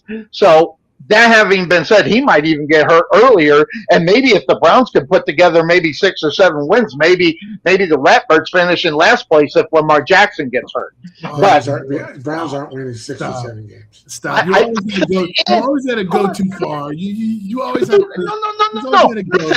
No, we're not going to finish last place. I am. Okay. So NFC North. Here's my quick take. Yes. I'm going to start from bottom to the top. Mm-hmm. Okay. Minnesota Vikings on the bottom. Okay. Because they're going to feel the Kyler Murray effect. And J.J. McCarthy is not much of a step up. You've been waiting for that one. You've been waiting to say it. Now, the next 3 positions, you kind of could go and kind of put the names in the hat and throw it in and pick it up and pick them up, and that's the order. I think these 3 teams is going to be a battle. Yes. But I have in third, Green Bay. In second, Cuervo's going to hate me for this one, Chicago. And at first, I have the Lions. But like I said, you can mix and match these guys. His wife is in earshot of him. That's all I know. His wife is in earshot. The big I just here's my take. I think the Detroit Lions I think they underperformed last year. I think that some of the riverboat gambling decisions that he took, the head coach, Dan Campbell. Yeah, I think he's a big time riverboat gambler, and he's going to continue because that's his way. But I think he's learned his lesson a little bit. I think he got kicked in the teeth a few times. I know it. Right? I love it. Cuervo. It's going to be I mean, the Broncos are finishing first in the West, right? Yeah, right. I would love to hear Cuervo come on this show and say the Broncos aren't finishing first in the West. Yes. I love it. That was last week. I think he already did. We did the AFC West, and he has the Broncos winning that division. It was shocker. Yeah, big shocker. She was standing right behind him when he said it. Yeah. So anyway, we saw like the I said, hand on the shoulder, kind of like, Those teams, seriously, I think those three teams, you could put their name in a hat, pick it out, and you'd probably be right of who's going to finish first. Yep. I've done it before. Exactly. He has. Exactly. He has. The Lions. Got to keep that. I think Campbell has learned his lesson a little bit. I think he got brought down to earth last year a little bit. But I'm going to tell you, this kid that they have at the running back, what's his face? Gibbs. That kid has some speed, man. Speed. And they got paid too. They got to learn how to put the ball in his hands as much as you can. Because I agree with that. Speed kills. Mm-hmm. You can't defend speed. That's true. So that's my pick for the NFC North. Before you go, let me do my pick, and then we'll go together. Okay. All right. I got my pick. Here we go. Close to Obie. We'll cover it. Minnesota Vikings, number 4. I got him finishing last. Number 3. Here it comes. Here it comes. Oh, this is tough. I know. Here it comes. Number 3. I actually have the Detroit Lions. Oh, 3. Wow. I don't know. I think they play that tough style, but I need to see more. I need to see more from the defense. Mm-hmm. I need to see more from the defense. Defense really let me down last year. Yep. And I need to see more. Number 2. I'm sorry, Cuervo. Your Chicago Bears. I agree with Obie. I think that magic. It's going to be a good year, but you won a lot of close one-score games, and I'm not ready to say that Ben Johnson is Mike Tomlin yet after 1 year. Tomlin was the king of one-score games. Absolutely. He had a 60-some% winning percentage, like all time. I don't know if Ben Johnson is there. You regress a little bit to the mean, Cuervo. I got you number 2, and I'm sorry. I know Cuervo's going to be mad. I got the Packers winning this division at number 1. Cuervo is going to – I'm waiting to see what he says. Somehow it's going to be a shocker. He's already deleted me from Facebook. I have some issues, Obie, with that Detroit defense. I got to see it. Yep. I don't know, but I think the Bears got a lot of they got a quarterback. They got the firepower. They can give Detroit a lot of problems there. But I just think the Packers this year, I think they figure it out. And I think before you go, Bryce, you picking the Packers. What do you see in the wide receivers that makes you say, watch out, Jordan Love, he's going to be able to deliver the ball to? It's not so much. I'm just banking on – I like the coach, and I'm banking on Jordan Love. I actually think he's going to take a little bit of a step up. I think he's a really good quarterback. And I think he will actually be the one to help elevate those receivers. And it's going to be close in that division. Hey, I can see both those teams being 11-6, 12-5, Bears and Packers, with the Packers having the slight edge. Before you Gotcha. guys go, I'm gonna give you guys my picks real quick because I think we're all kind of in agreement on who the fourth team is. And that's Minnesota. Right. Okay, Sonny, do you disagree with that? Or are you on the towel? I do not disagree with you there. No. Okay. This is where it all get like Bryce says, where it gets interesting, right? Third place, I've got the Green Bay Packers because like you said, they start to fall. I mean, because Jordan Love is starting to slip a little bit, and until you pick his game up, I think he's starting to slide a little bit. Okay. Anyway, He's my cool name. anyway, Cool name. number 2, I'm going to go Detroit Lions. Okay. Because I still think that Dan Campbell, without the 2 coaches he had beforehand, I think them being gone really hurt him last year. And that's, I mean, I don't think he really improved upon that in the offseason.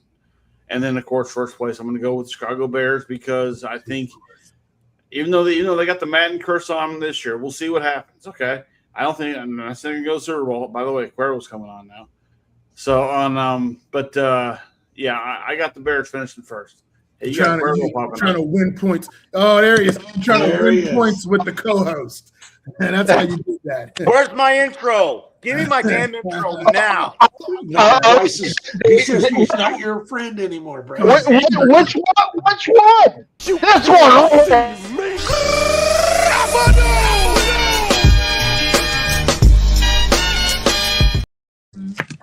Couldn't see him in the first hour and a half of the show. I was happy to see Bryce until that moment. I really was.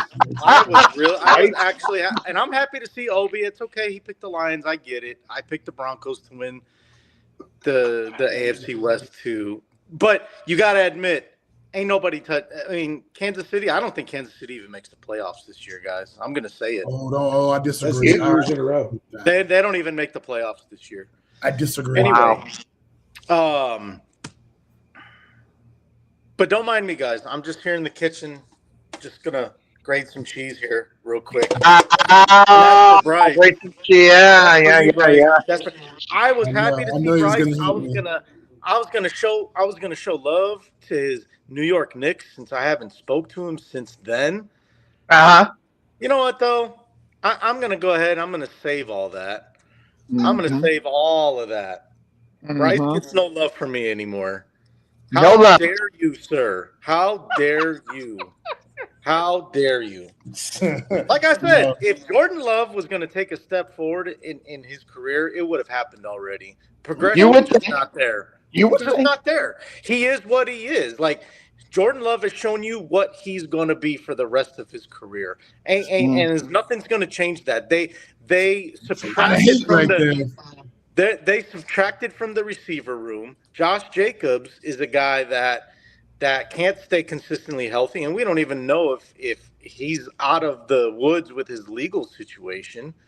And I mean, defensively, what have they done to improve? Jeff Hafley's gone. Their DC. He goes on to be Miami's head coach. True. I just don't know. I don't know if they've done what they got to do to really, leapfrog, my Chicago Bears in the division. That's fair, guys. I actually have to take off, but listen, Revo, that's fair. I can't hear anything. To be continued. Yeah, to be continued, definitely. Bryce in Brooklyn, always good to see you up on the show. Are you going to make it next week? Or where are you at? What time? All right, so let me know the details. We'll find out what's good and see you on Cuervo and try to get everybody in on that for next week. We'll know by Tuesday, I imagine. So we'll do that. But always good to see Bryce in Brooklyn. So there he goes. Check out as well. So hope you guys have a good rest of your show. Cuervo, it was really good seeing you. Even though I can't. Oh, there you go. It was really good seeing you, and I'm glad you understood looks pissed. my predicament in regards to picking the Lions. Definitely. So, interestingly enough. Anyway, we'll talk to you guys later. Okay. Good to see you, Obie, here on the Couch Potato Sports Show. And here, that being said, of course, that's the name of the show. This when week one starts, man, we're getting on it now. But imagine what happens here in week. What happened? Cuervo, aka Bryce, I'm not Bryce's friend anymore. But I don't see him. Do you see him, Podfather? Maybe it's my. I do not see him. I know he's there, right. but yeah, he's hanging out. But that's good. Whoop. Cuervo, he went into another one because it froze up on him. There we go. Well, we got that one, and we'll take that other one out. There he is. So, that being said, yeah, you can't hear us. He can't hear us. I can tell he's can't hear us. So he'll pop out. So let me remove him. Well, it moved. There we go. So we'll kind of take over this now. That being said, the North is tough. Man, there is no question trying to figure out those top three. Minnesota, if they get on some kind of crazy, I just don't trust it, regardless of their coach, who's a pretty good quarterback coach. But, I'm sorry, I've seen enough to know Kyler Murray to know who he is. I know what love is, Jenny. I know who Kyler Murray is, Jenny. I do. So, that one's, but man, once you go to the next spot, it's hard to figure out this division. Can you hear us now? Yeah, I can now. It kept cutting off like the first 30 seconds. Yeah. So, but that having been said, I don't know. Cuervo, Minnesota, last place. Not really any great big surprise on anybody's prediction. No. Okay. So that being said, what's your take upon the rest of the three teams within this division finishing, third, second, and first? Who you got going? Well, I mean, we know who first place is, so let's just get that one up. Yeah, let's not talk about first. They shall remain nameless because I don't want to jinx it. Gotcha. Don't want jinx. Okay. That's why I'm glad neither Obie or Bryce picked them first because I don't want that. I did. Well, you don't bring evil, Podfather. That's why. You have no idea. Yeah, you definitely don't know about. You bring insanity. You don't bring evil. You just bring chaos. That's what you bring. There's no question about that. Big difference. I don't mind chaos because it's football, so chaos has to be. Can't argue that, really. I mean, I don't want to. All right. So it's kind of like I said, guys. I mean, I honestly, it's tough because neither team, Detroit or Green Bay, has really done a whole lot. Actually, they haven't really done anything to improve their rosters, their teams. So it's like it's really, it comes down to, I look at the coaching. I look coordinator wise. Who's made changes. I kind of lean a little more towards Detroit finishing second because Sonny, you probably remember him. He was I think the OC in Arizona, that bald-headed guy, the one that looks like Megamind. Drew Petsker, what's his name? I'm not necessarily sure. I'll be honest with you, Cuervo. He's got the big old Megamind bald head. But anyways, that guy is the OC in Detroit now. And say what you want, he can call some plays. And and with him having Gibbs and St. Brown and Laporta. Glasgow. Say again? No, sorry, got the wrong name. I'm looking it up. Go ahead. That's why I kind of lean towards Detroit finishing second. It has nothing to do with Green Bay hate. It's just let's be honest. What has Green Bay really done? Drew Petzig. There you go. That guy. He does look like Megamind. I told you. Jesus Christ. So my ball was bad. Good thing he's an adult. So He's my 38. Is he my really thing an is adult? like, Green Bay lost. They lost Dobbs. They let Dobbs walk away. They let Wicks leave, and they're left with an injury-prone Christian Watson. They have Jaden Reed, who's probably their most consistent receiver, and a Tucker Kraft that is coming off a major knee injury, and we don't know how stable or ready he really is to play in week 1. So, that's my question about Green Bay. It's like, what do you really see in them? Because everybody likes to pick Green Bay, and I understand it. They've got the pedigree. They've won the division many, many times, over the past 10, 15 years. So I understand why people would say, okay, Green Bay is going to win this division. They're going to take it back. Totally understand. They're the ones with the reputation. But you got to really take a look at it and say, what have they really done to improve their roster?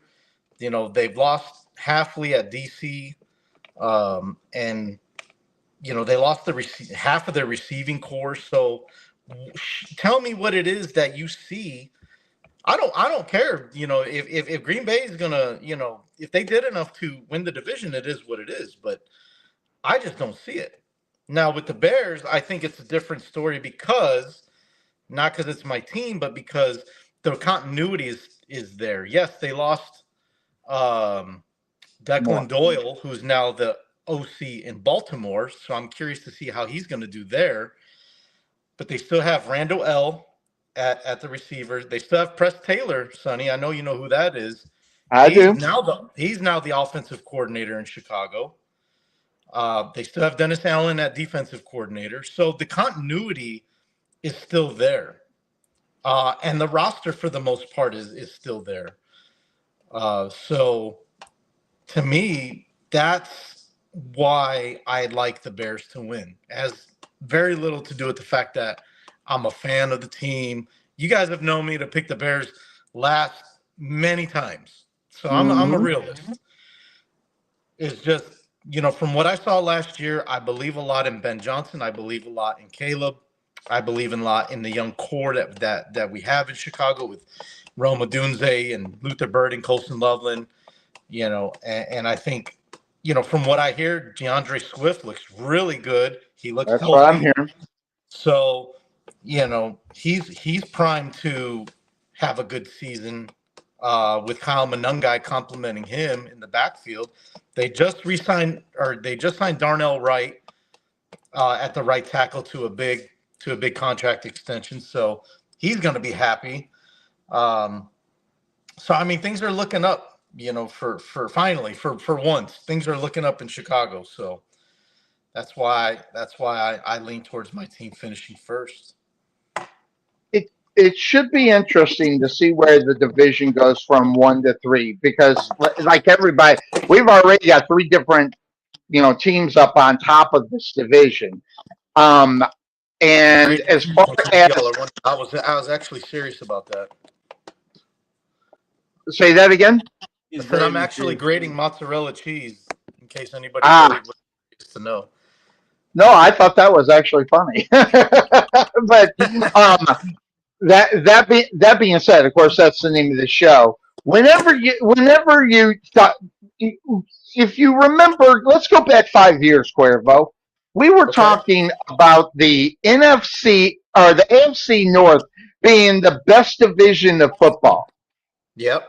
And now the North and the AFC and the NFC are probably the best 2 divisions in football.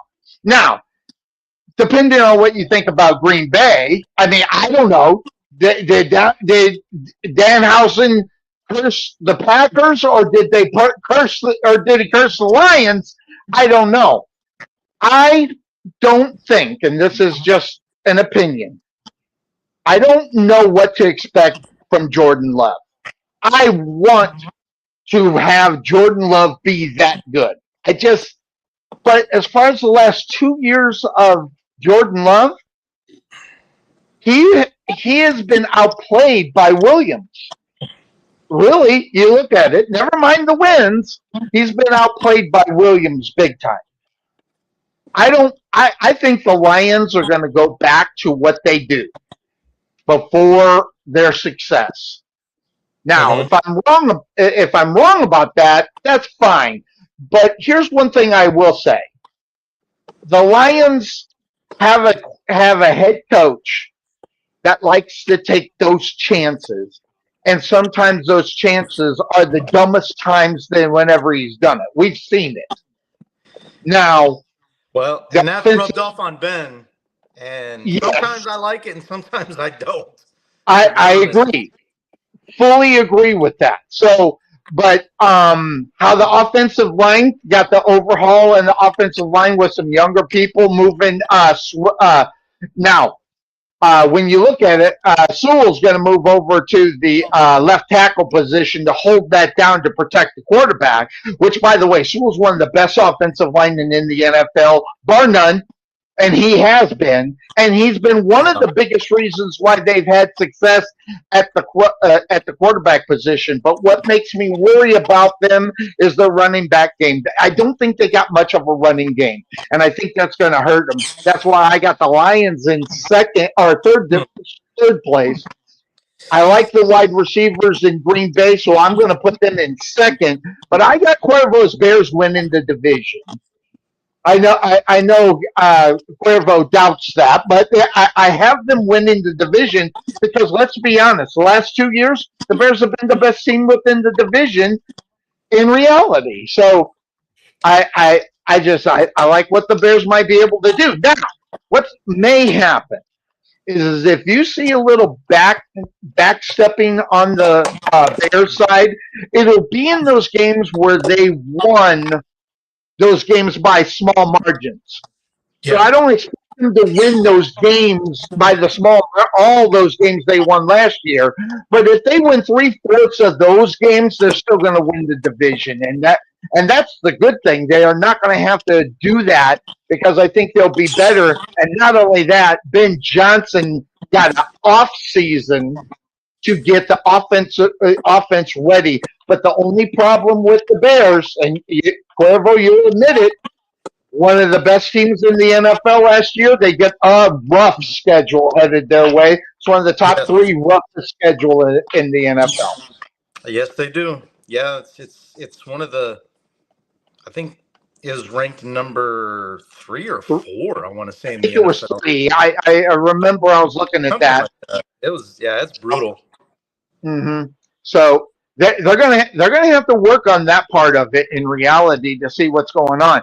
Now, the Packers, on the other hand, they draft well, but the question is how quickly will those draft picks that they picked up actually get in there and start doing what they got to do? Now, granted, they'll be behind some of the starters.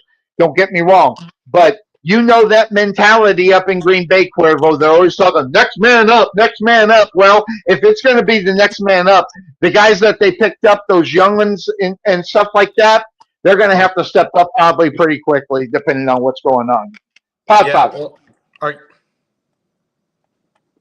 Honestly, and I know y'all are going to say this is cowboy bias on my part, but it's really not. I think they're cursed. And I don't mean by Danhausen cursed. I mean Micah Parsons being there, I think kind of cursed the team a little bit.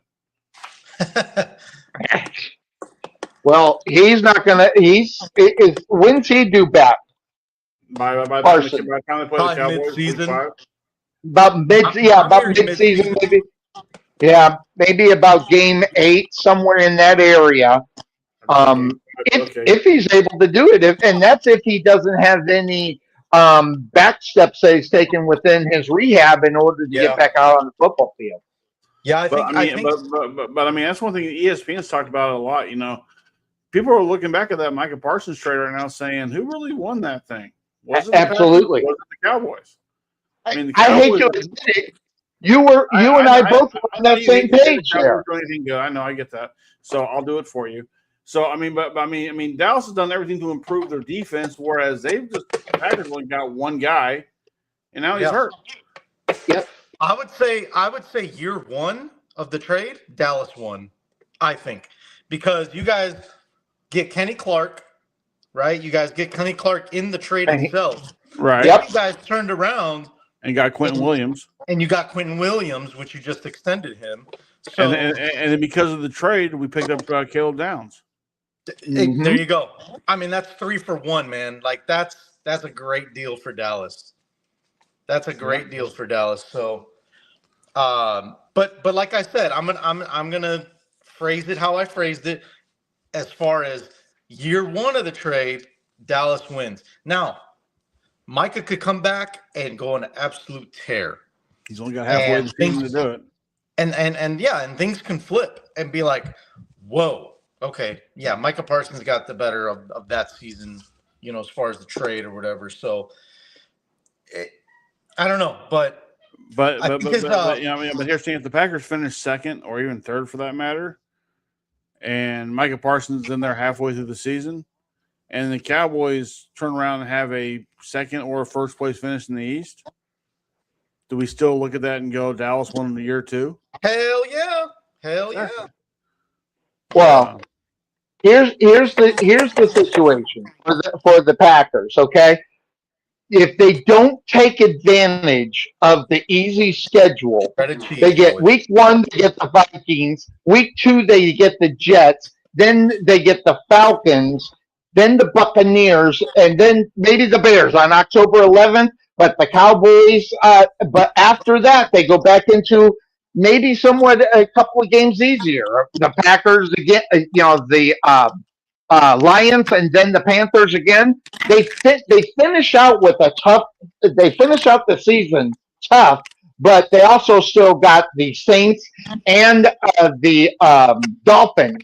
But it's going to be that first half without what's his nose in the lineup, Micah Parsons. They need to win some games to get them steady, to get them to Micah Parsons so they can maybe make a run for the playoffs. I just don't see it very well that way, but it is what it is. Yeah, and that's the thing. That's how you measure who wins a trade, right? Yep. It's whose team goes further, or whose team's more successful with that player. Just like with, I mean, you can use the Bears and Panthers trade. When the Bears traded number 1 and they drafted Bryce Young, the Bears got a lot in return. They were able to trade that pick. They wound up with number 1 the next year, and that's how they got Caleb Williams. They were able to get Darnell Wright off that trade. They were able to get Luther Burden off of that trade. They were able to get Tyreek Stevenson, the number 2 corner, off of that trade. They were able to get who else was it? I think Austin Booker, who's like a rotational end, who's a playmaker. He just doesn't. He's not consistent enough. He's had a couple injuries, whatever. But the point is, like, they used that trade and were able to get multiple assets in return. So that's how I look at this trade with Dallas and Green Bay, where yes, Green Bay got arguably the best pass rusher in the game right now in Micah Parsons. Yep. But what did Dallas get in return? They got draft picks, they got draft capital, they were able to get their interior line. I mean, beefed up. They are beefed up at the interior. Nobody's running on that team. So, it's to me, and the thing is, like, Green Bay was 1-out. Yeah, Dallas missed the playoffs, but we'll see what happens this year. But I in my opinion, Dallas, for the first season so far, they've won the trade. Definitely won the trade. I think maybe overall, I think when you lose a guy regardless for half a season, I think just by that mandates that they win the second year, regardless, unless the Packers go deep in the playoffs. I would still say that the Cowboys won the trade even for year 2.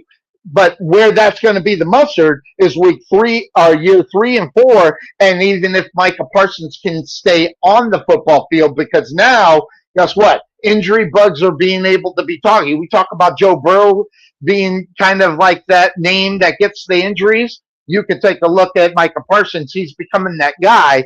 Will he be able to stay out on the football field? So I think what they did, it's going to be really interesting. But Cuervo, look at the screen right there.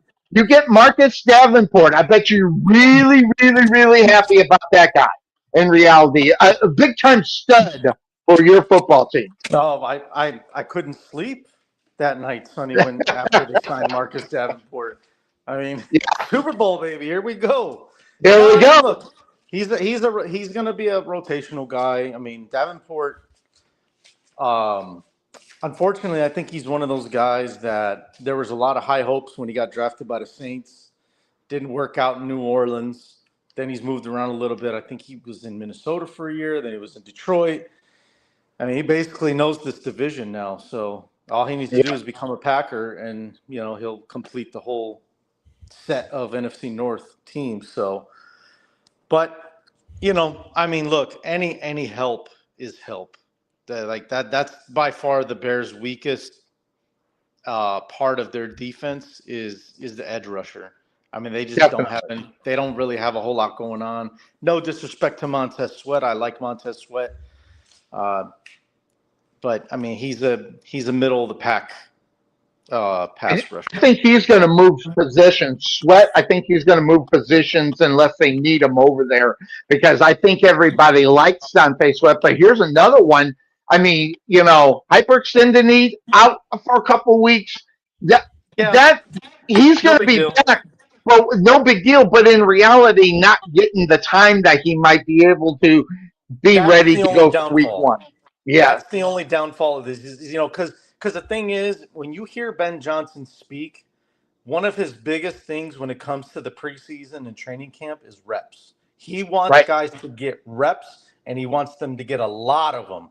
That's why Caleb and a lot of the first team offense played that first series last night, because he felt like they didn't have enough reps, and so he had them go out there and they played for one possession. So Monangai, the setback he'll have is Ben Johnson's thing is he is behind on the reps that he needed in preseason and in training camp to be ready for week one. So, but at the same time, that being said, I think Monangai is talented enough. He's young enough. He'll get back on his feet fast.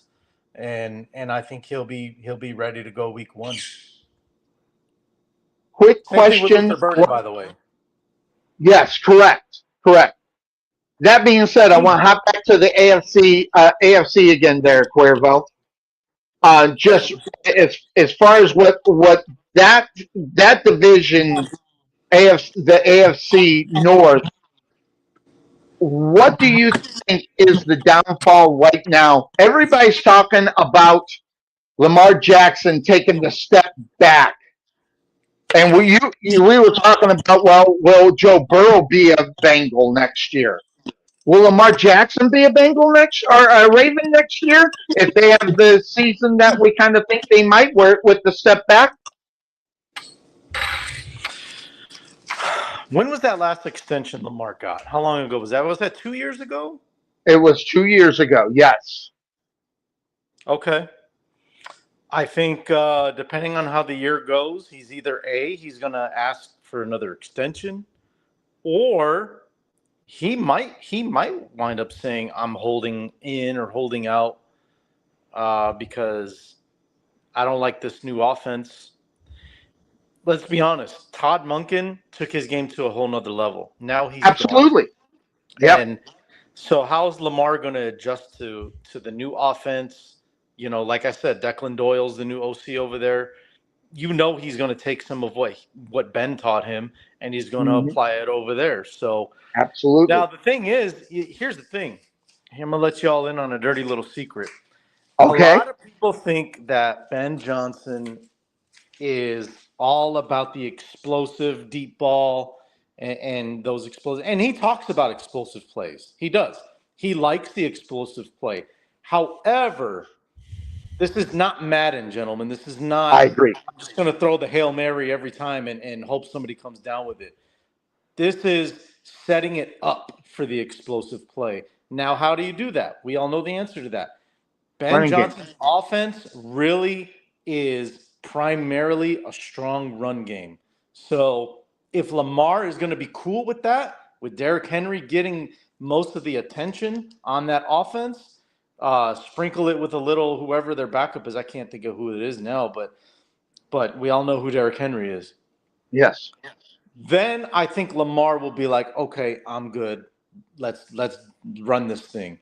But if he's not going to be accepting of taking a step back as far as being the primary focus of that offense, then Lamar's going to have a problem with that, and it's not going to end well for the Ravens as an organization. Well, he's got to get the ball out of his hand faster. There's no question. I mean, because what has ended up happening with Lamar Jackson, we talked about it at the beginning of his career. This is a guy that will run the football.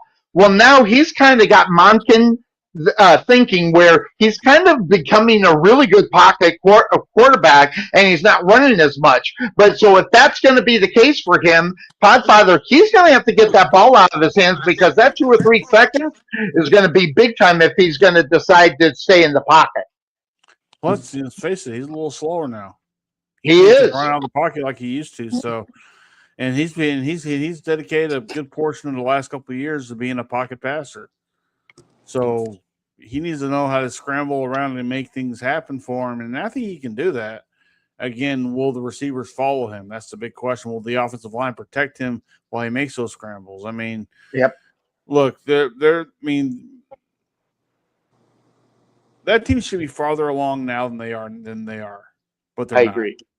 But they're not. So, and what's holding them back, Father? What do you think is holding them back? Well, I don't think it's Lamar Jackson.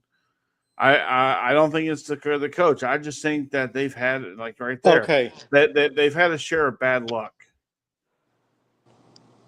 Yeah. Yep. Well, injuries, bad luck. But I'll say this: I'm gonna emphasize on that graphic right there that the Podfather made. I think the Ravens made a big mistake not re-signing Tyler Linderbaum. Then they're going to regret it. They're going to regret that big time. He was so productive.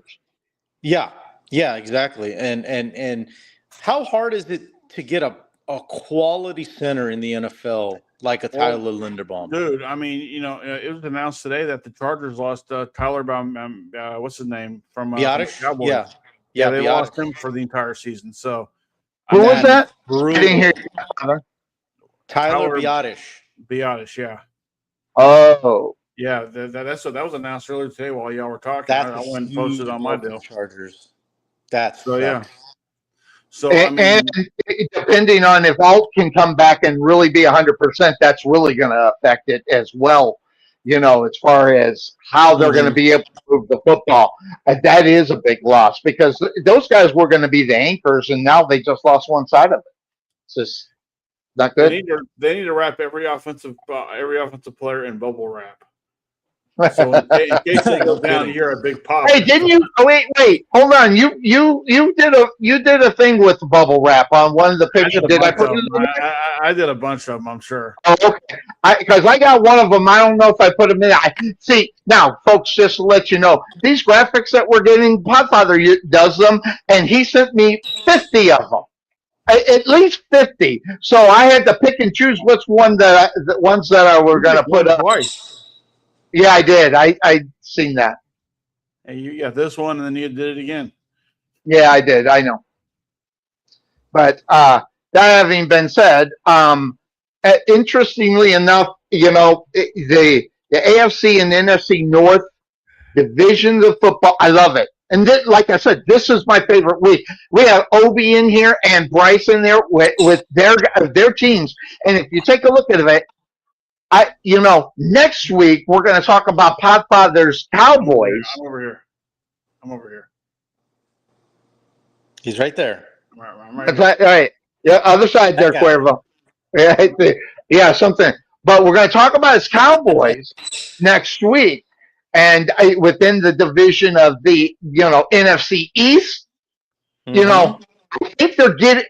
Well, hold on. Let me just. If you look at personnel and how the changes are being made, you hope that the NFC East becomes yet one of those other divisions like the AFC and NFC North. Really, competitive division. The only problem is, you talked about it, Podfather, the injury bug all over the place as far as the Giants and the Commanders is Washington right amazing. now. Yeah. Right now, big time. Yeah, the Commanders are a mess as far as the injury bug is concerned. I think I even have that up here, don't I? I do. I have it right here. I got to just find it. But they've got to figure out what they're going to do in order to be able to play week in, week out, and have that next man up mentality, because it's just not there right now. So, I don't know. There's a big one right there. The big loss. I only grabbed up one of them for that, but still, you take a look at Newton, and that guy's going to be out at least 8 weeks. At least 8 weeks. Yeah, maybe week 12 he comes back. Yeah, depending on how rehab. At least 4 months. Yeah. So. At least, so interestingly enough, we'll talk about those guys next week. But man, when I looked at the potential of the NFC East and what they would be able to do, I was hoping that we can start comparing them to the AFC and NFC North as well. Oh, did I put that one in there? I put it in the wrong spot. I forgot. There's another one. They're paying him big bucks to be out. But how long will he be out? Support For a while. It could be a long time. He might even be for the whole series. Yeah, he's done for the year. He's done for the year.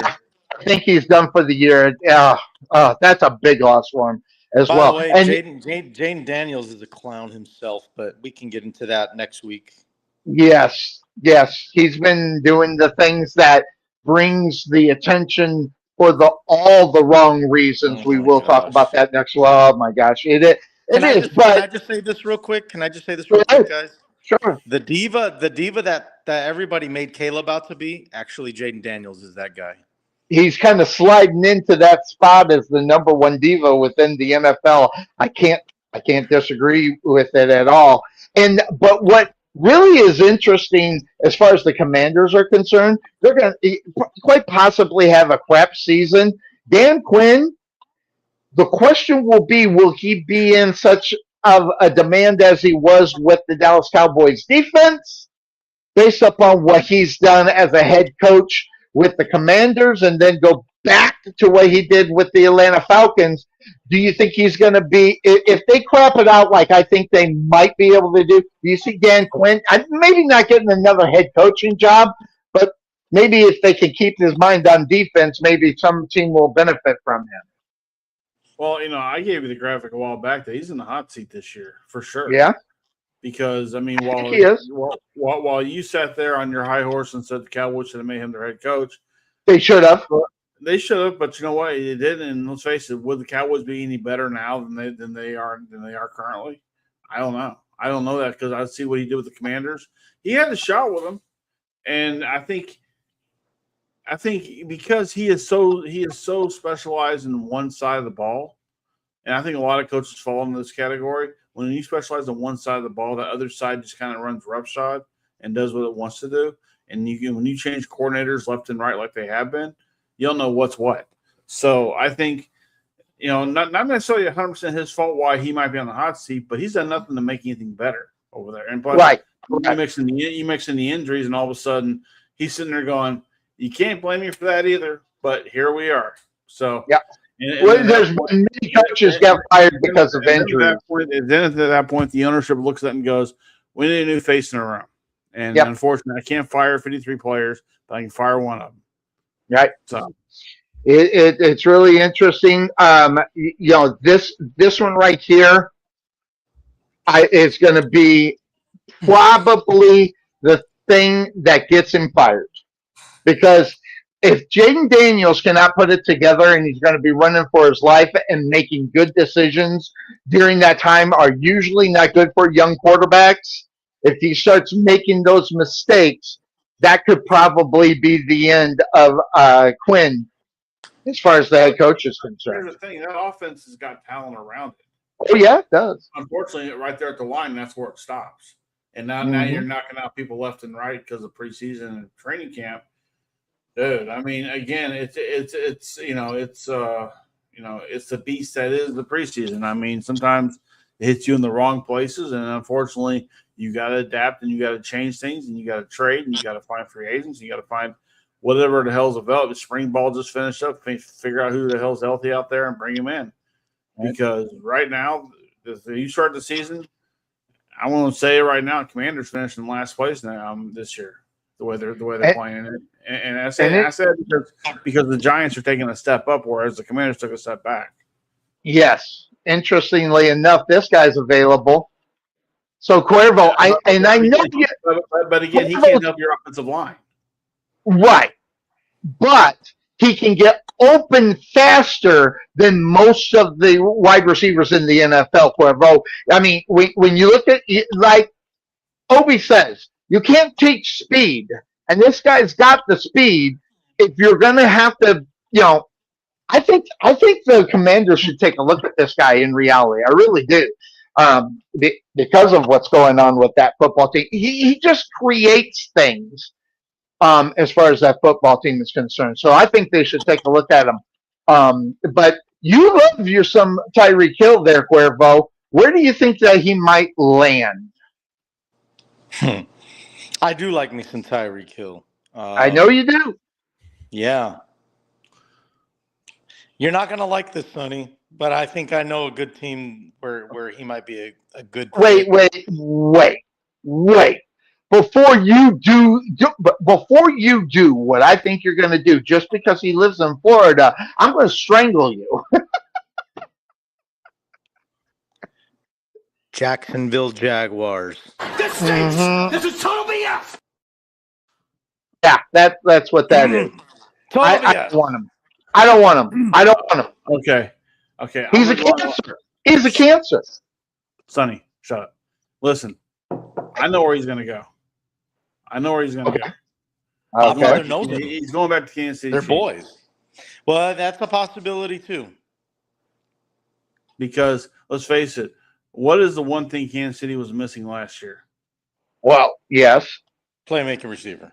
Exactly, and that's what he is. Playmaker. And guess what? Him and Mahomes have a history. So now, granted, Miami should swoop up and say, "Listen, we'll give you everything. We'll give you everything to come here because we got nothing here." We're not even sure for a real football team, to be honest with you. I mean, we got the Hurricanes here, and we might have a pro team. We don't remember. So we don't remember. We really don't. Yeah, I don't know. We're checking on it.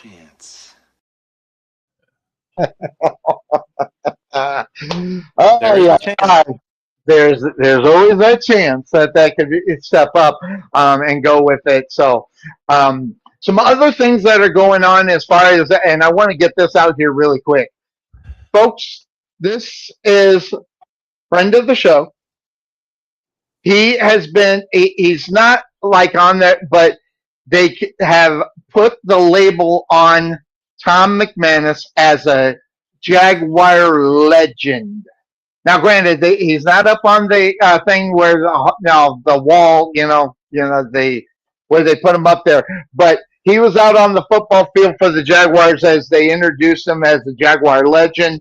Obviously, never mind what he did out on the football field for him when he did, but what he's doing continually in the Jacksonville area as far as broadcasts, making people understand who the Jaguars are, and never mind being on the radio trying to push his team. So I just wanted to make sure that we got that out, because that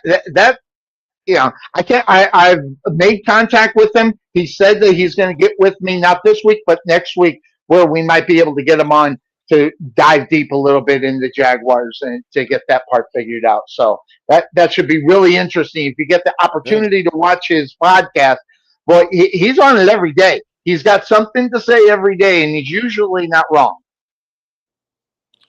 Well, I mean, congrats to him, man. That Yeah. needs to be his new intro, Sonny. When he comes on, that's what we got to show. I'm gonna get that all set and ready to go and bring him in. What are you folding your arms for, Podfather? Good Lord. What's your beef? I'm trying to be comfortable here. I'm letting you talk, so go ahead, do your thing. I just want to know what your beef is. So yeah. Anyway, what's the problem? Yeah, what's your damn problem? Anyway, now the Podfather's got a lot of love. In reality, if you go back and we talked about it, the Texans, okay, they are looking for wide receiver help. This is where I was bringing the Tyreek Hill thing in as far as what's going on as far as wide receivers. Do you think, Podfather, bringing in a Tyreek Hill would help the Texans since they're actually on the hunt to be able to maybe get some production from that position? Hey, that's a good. You know what? That's an interesting take, Sonny. Tyreek and Houston. Mm-hmm.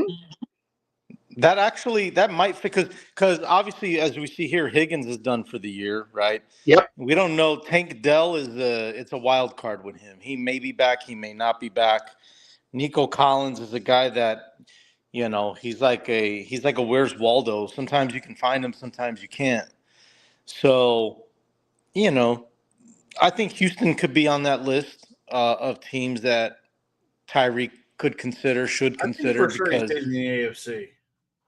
Yeah, you're probably right about that because it's the speed of that conference, man. And by the way, Podfather, get me off that. My computer screen's frozen. Where is it? Just get us off it. There you go. Thank you. But that having been said, I would with that defense that's going on, and if they can figure out how they can generate love between the quarterback and him, and listen, when he's going to go there, he's going to demand the ball, right? Forget about everything that you know about him as maybe changing. No, he's not going to change. He's going to demand the damn ball.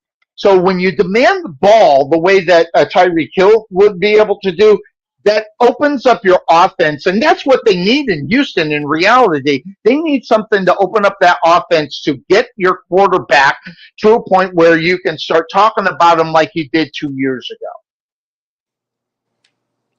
Well, and that's going to depend on Stroud too. I mean, Stroud needs to be a lot better. Yes. I mean, you can't put some of the bad throws he made on the offensive line. You can't put, some of the inaccuracy issues on the offensive line. Oh, I mean, you could, but some of them are just straight up just inaccurate throws. Stroud. I mean, let's all ask the question here: is he really good about reading defenses?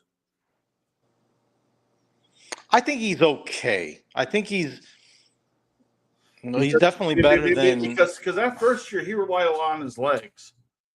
He relied a lot on his legs to make things happen. Now that they have tape on him and history on him, they're able to pick up what he's doing. Maybe he's having a hard time reading the defenses to where now all of a sudden you've taken that part out of his game. So he's not really adapting. He's not really changed anything to get any better. So this is the year for him to do it because this is it. This is what year 4? Yeah. Yeah. So, yeah, and then there's already talks about, what an extension would look like. So exactly. If it's true, something I read, if it's true, he's looking for upwards of $70 million a year. Good luck with that.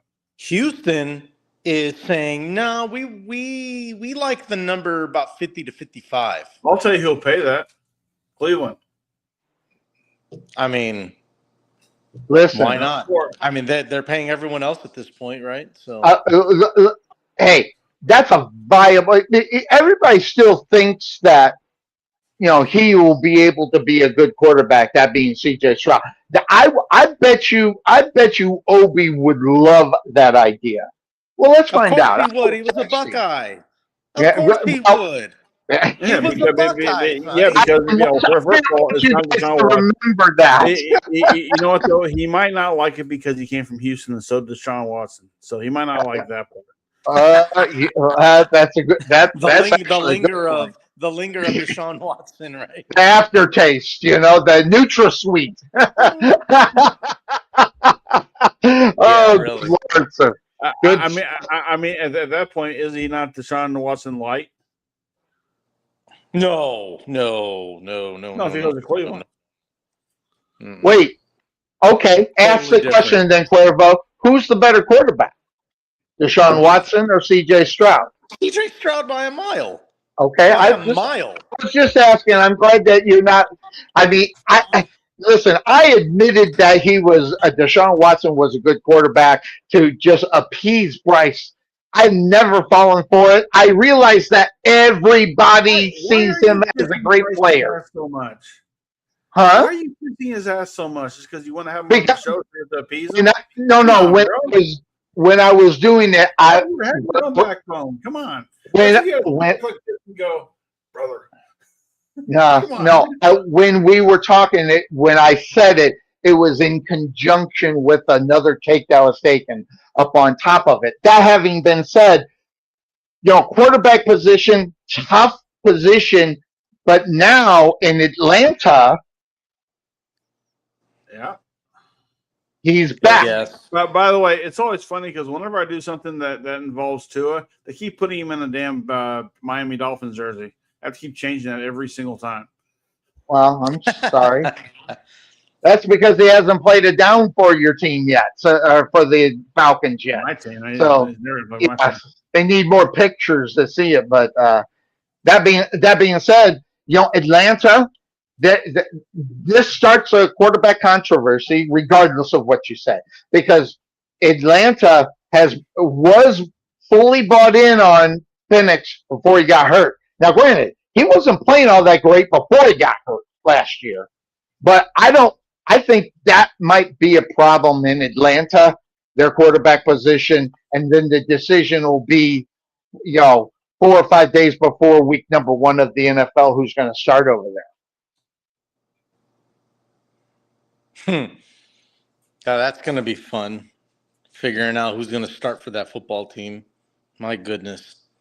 You got Tua. Is Cooper Rush still on the team there, Podfather? I know you got mad love for him because he's got red hair. So no, trust me, gingers have no soul. I know that. Yeah, I'm not sure if he's still there, but they got some quarterbacks. All right, so I'll ask Cuervo. You got Penix, doing what he can maybe do, or you got Tua, who you starting if you're the head coach of that football team? I think you have to start Penix because you gotta know what you have with him. Are you going to move forward with him? Because you didn't bring Tua in to say, "Hey, Tua, you're going to be our quarterback for the next 10 years." They drafted Michael Penix to say, "Hey, Penix, you're going to be our quarterback for the next 10 years." But you're not going to know that unless he plays. Dude, so they have to play him. Even Tua has to know that, look, he wasn't really wanted in Miami either. If he was wanted, they would have re-upped him. Yeah. That I think the writing on the wall for Tua in Miami was about mid-season. I think he knew he wasn't even going to be on that football team this year. What's up here with him right now, and there may not be much because of all the concussions. So, I mean, he's a risk. That's why you can't commit to Tua long term. You just can't. Right. Neither one of them right now because you don't know what you're going to get. But really interesting, though. My father sent this over to me, and I don't know. I don't get it. That's where Tua belongs because he didn't get hit. Yeah, exactly. No one can tackle him, so he doesn't have to, hit the gun. But 200 players that want to play for Atlanta. What does that look like if you are an NFL franchise and one of your big guys wants to do this? First of all, if you're the commissioner, you sit there and go, nope, you're under contract in the NFL. You cannot go play anywhere else. This is where this opens up for the spring leagues, I think, more than anything. Where, and guys like Logan Paul and even Tom Brady, for that matter, can put together teams that can, really help, put that together for the Olympics. But touch the NFL players under contracts, no, you don't want to risk possible, leg injuries, millions, all that kind of stuff that can definitely hamper not only their career but the other team's, future down the road. So that's where Goodell, for what little he does out there, he's ready to step up and go, no, we can't afford to do this. I know we're a big PR. We are everybody's love for the PR, right? We do as much as we can for the troops. We do all the stuff we can for Thanksgiving. We do all the stuff for the Christmas time. It's all good. But this is kind of where we need to kind of draw the line, because we're not the NBA. We're not the hockey. We're not the NHL hockey. Those guys have their own separate deal, their own separate unions. This needs to be a little different. We need to put our foot down with this one, because we cannot. I mean, if people are bitching about playing 17 games a year, imagine getting ready to play flag football and putting your body. Yeah, you're not getting hit, but you're putting wear and tear on them legs. You're putting wear and tear on the knees. And I'm sorry, but injuries can happen, and even a concussion can happen in flag football. Yeah. So no, I mean, put Tua out there, see how he does. If he comes back without a concussion, you know what? It all worked out well for him. He got goal, and we're all good. Yeah, so I mean, I don't know. Okay, I'll just say it. The Olympics have turned into the biggest wuss sports ever, because they got a bunch of quote unquote sports in there that are not real sports. Flag football would be one of those. Synchronized swimming. Give me a break. Synchronized swimming, sir. Yeah, what's the thing where they're on the ice with that the broom and stuff? I mean, come on. Curling. Yeah, curling. Those are recreations. Those are not sports, for God's sake. Can you do that? What? Can I do it? What does that have to do with anything? Well, because these are trained athletes learning how to, they must be really good at sweeping. I love it. I know how to curl, Podfather, but I do a different kind of curl. Yeah, that's right. the gun show. No, these are recreations, and the Olympics is falling to that. Sonny, Olympics is based off being an off sport. Okay, running, curling, weightlifting, all that. Those are off sports. Those are not the major four. So no, but they're sports, though. Shut up. Just because the major four, just because all major four sports want to get into it to get gold medal, because the NBA did it, MLB is doing it, so is NHL. So the NFL sitting there going, yeah, we should do it. This is where as a commissioner, I would draw the line and say, no, I agree. I'm sorry, too much money invested in you. I get it. I don't want Caleb Williams to go out there and win a gold medal for the United States in flag football when he can't win a Super Bowl. Flag football. I'm sorry. It's not a sport. It's not a sport. We got to get away from the idea that everybody's got to participate in it. No, that's why I'm not done. That's why they have. That's why they have all the Olympic Games, not Olympic sports. All right, I'm going to fit. That's why they got rec leagues. That's why they got. These are not real. Now, I'm not saying it doesn't take talent to be a synchronized swimmer. I'm not going to be stupid enough to say that. That takes talent to do. But it's not a sport. It's a recreation. And even to the point that I don't think golf is a sport. It's a recreation. I mean, tennis is in there too. Yeah, but it's a sport. Speaking of that, Sonny, you know it's U.S. Open time, right? Yeah. Mm-hmm.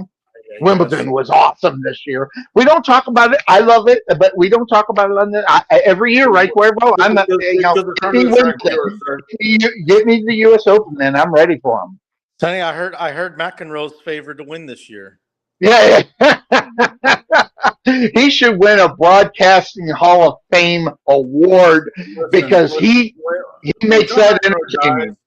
When John McEnroe dies, we need a weekend at Bernie's for at least one full year and let him play tennis. Listen, work on like Bernie. Yeah. Everybody, when I was growing up, asked me, who were your heroes? Well, obviously, my father was my hero. But in the sporting world, it was Walter Payton. Two guys, yep. And John McEnroe. McEnroe made... He reminded me of me, I think is why I liked it. Because I'm not yelling at people. I'm yelling to get myself where I need to be the best that I can be. And everybody took it down. Now, granted, he's had some pretty good yell outs with the umpires and things of that sort. But it really just, in reality, it was something that can try to feed him into being better in reality. That's a real famous one, right? He's like, what was he yelling? Something? He's like, that's not right. That's not right. Or something like that. I can't remember. Yeah, no, the ball was in. It was one of the big ones, and even the replay just kind of showed it. And he went off on it. But that was the great thing about McEnroe. In reality, if you recognize what he was really doing, if you're going to go into it blind and you just watch it and you go, "What the hell's wrong with that guy?" That mentality doesn't understand on who a John McEnroe is, or I'll say it this way. What real winners look like. That's what I'll say. So, because he's always trying to improve himself. That was all for him and not for anybody else, and that's what people didn't recognize about John McEnroe. So, Cuervo, we know who Sonny's two heroes were. Who were yours? Oh man, I'd have to say because my dad wasn't around much as from a certain age, so my mother's my number one hero. Your sports hero. Number 23, of course. Absolutely, I get it. Makes sense to me. Who else? I would say only two, but okay. Man, I'd have to think about it. But yeah, 23 is one for sure. Yeah, I'll get you a better answer, guys. I'd have to think about it. You have to think about it. What about you? Well, since I have to compete against Sonny's dad and Cuervo's mother, I'm gonna go Jesus. And well, he's undefeated, so there you go. And for second place, Captain Kirk. He banged everything. He banged everything. He did not give a shit. Even the green bitch. Anyway, sports heroes. Okay, well, yes, you can include wrestling. Let me talk. Shut the fuck up. No, I said yes, you can include wrestling. Okay, well, I don't plan to, but okay, fine. Okay. I might now, but you'll see. I mean, I have wrestling heroes, but those are on a different path. Okay, and I mentioned this in my book coming out. That when I was in my car accident, I came back home. My dad had contacted the Dallas Cowboys and asked if they could send an autograph picture to their son, and I got one from Danny White. So he was automatically my hero because he did that. And I got to thank him for that down the road. And also Reggie White would be another one because he did pray over my bed when he played for the University of Tennessee. So, and as much as I hated him as an Eagle and I hated him as a Packer, the man himself was a genuine human being. So I did appreciate that. For wrestling, though, if I had to pick two in wrestling, I'd almost go three, and that'd be Randy Savage because of his intensity, Mr. Perfect because the character was so perfect, and I would go Roddy Piper because he was. You talk about chaos. That guy was nothing but chaos. Mm-hmm. So I mean, I grew up in the Hogan era, and obviously Hogan drew you to the screen, but the people around him made the show better. And that's where I looked at those guys, like, because I know people say, well, you know, Bret Hart's, he's this great technical guy, but he sucked on the mic. Ricky Steamboat was a fantastic performer, but he wasn't really great on the microphone. You know, CM Punk is great on the microphone and in the ring. And I mean, as far as like today's listing, I put him as one of my top 5. But if we're talking of all time, got to go Randy Savage because he had that intent. He had that intensity. You felt everything he was saying, even though he was off the wall and on cocaine and all that other shit. It didn't matter because you kind of felt like you're on the train with the macho man, okay? And as you felt that, you're going, dude, just take me with you. Let me see where you're going to go. Even when you're a heel, let me see where you're going to go. And pairing Mr. Perfect with Bobby Heenan was so great. It was great for Heenan, but it was great for Perfect because on his own, when he was a babyface, he wasn't as great. And I hate that about him because he was the twilight of his career, and things started to fall off, and addictions became more real then. But with him and Heenan together, I mean, you had the perfect manager, you had the perfect athlete. He did all these things that made you want to hate him. That's again, he backed it up by being perfect. So you just got to, and of course, Piper is just Piper. So Piper. Piper was the man. Yeah. So. Now I found it. We were talking about it earlier. There it is, right there. That was the one. Max Crosby. Don't touch him. Don't even shake his hand. This isn't going to work for it. But in reality, I've said this before, Cuervo. There are certain guys that don't need training camp. Don't need it. Maybe a rep or something. But there are just certain people that don't need training camp. Max Crosby would fall in that, and one of the guys I always thought, Matthew Stafford, that he doesn't need. There's just certain guys you look at the NFL. Give him, if you're going to do it, just give him a drive in a preseason game, and then they'll be ready for week 1. It's not like they forgot how to play their position. Some of these guys that I was thinking about. One of the ones I sent you was Aaron Rodgers saying preseason ain't real football. Exactly. Yeah. I hate him, but I agree with him 100%. I haven't watched one down. I've seen a few highlights, maybe, but I haven't watched one down. I see a few downs there every once in a while, and like I had the Cowboy game on a little bit for yesterday off YouTube. And I'm sitting there going, this is still bad football. What happened to Cuervo? There he is. Right here, sir. Yeah, you scared me. But anyway, I didn't have any much more as far as stuff to talk about, even though there's some that are connected to the NFC East and AFC East. Yeah, go ahead. George Kittle got activated off the PUP list today. Yes, I got that one on here. No, I created one once the show started. Got it. Okay. Well, I thought I had it, but I guess I think don't. that news came out right as you guys were starting. Oh, okay. Gotcha. All right. Very good. There was talk that he was getting better, but now he's officially off the PUP list. Well, good. That's actually good for the 49ers because I'm telling you right now, they look like a mash unit when it comes to the injury bugs that are going on over there. So done that for years. There you go. There it is. Now he's officially done. Yep. So now he's ready to roll. Let me ask you something, Podfather. Yes, sir. If George Kittle after football goes into wrestling, how do you think he'll do? I think he's too old for that. I mean, old, beat up. The wear and tear and the bumps he would take. First of all, he'd have to take a few bumps, not a lot, because of who he is. He's pretty tall, but again, WWE would be the better platform for him to do that because TKO likes bringing in the real athlete into something like this and to kind of do something with him. But I don't see it being a thing to where he would be a mainstay in professional wrestling because he would go right from San Francisco to the Performance Center in Florida and train for 6 weeks just to learn how to take a bump. Minimum. And then from there, you put him on the road. I mean, you don't put him on the road. You put him at spot shows, especially around the California area where he can definitely do some good for the crowd base. And at that point, you're like, well, we did this with Jelly Roll, and it worked out well for Jelly Roll. I mean, he lost a lot of weight in the process. He actually looked like someone who wanted to be a part of this. He actually went and trained for it. So, but how many times can you do that to an athlete, a singer, an entertainer that's not a wrestler? I mean, you got other guys out there that are busting their ass in performance.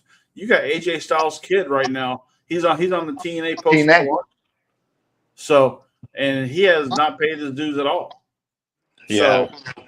So I mean, there's a lot of nepotism in this business. Obviously, there's nepotism where I work at. But I mean, it just is what it is. George Kittle, if you're in the California area, bring him in, show him a few things, let him get involved, let him have fun with it. Because being a wrestler and just being a fan of the thing is two different things. Yeah, for sure. Didn't Vince McMahon show him how to take a bump off of a high rise, a high spot, and down onto and Kittle was afraid to doing it, but the 80-year-old Vince McMahon did it.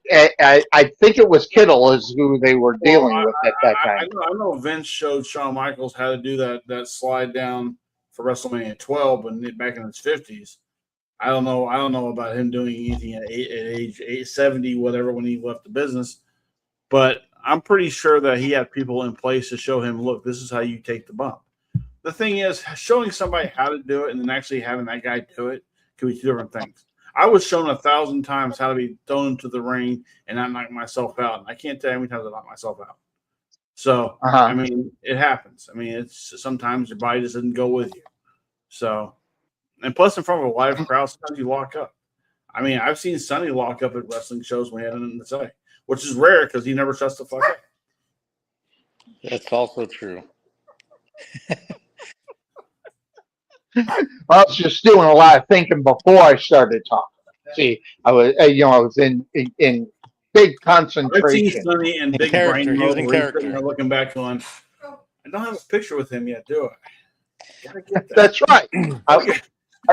The way I figured it, I wasn't getting paid. I was getting some damn pictures. That's the way I looked at it. So that, kind of, I would tell you, I didn't get paid, and sometimes I didn't get paid. You got paid more than me, so I got paid more than you, but there were times where I'd work shows. I'd be ringing the bell, playing the music, doing commentary, and doing ring announcing, and walked out, and the promoter says, "I can't get you right now." Yeah, exactly. Yeah, gotcha. So can you not cover my gas? Because he's too far out. Yeah. Now, before we go to Denver real quick. I don't know necessarily what kind of how do you say it, impact this guy's going to have, but I don't know anything about him. I'm not necessarily sure, Cuervo. I know you probably do because he's now a Denver Bronco, so there are probably talks going on. What do you think about this guy? I have to admit, I'm not very sure who he is. Well, I know the name. He was a Ram. He was also with the Buffalo Bills. So he's played for some good teams, good.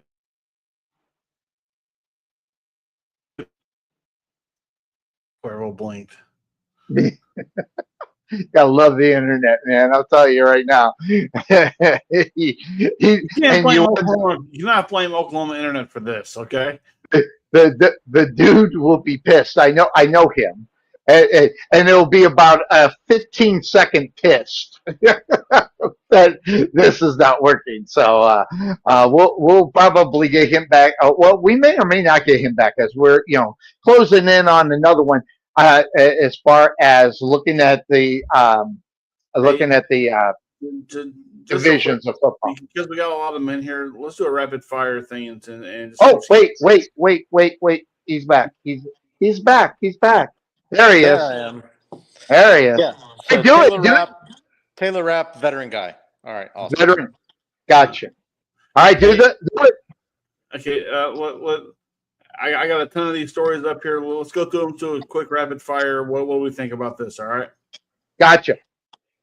Cuervo, you cool with that? Let's do it. Okay.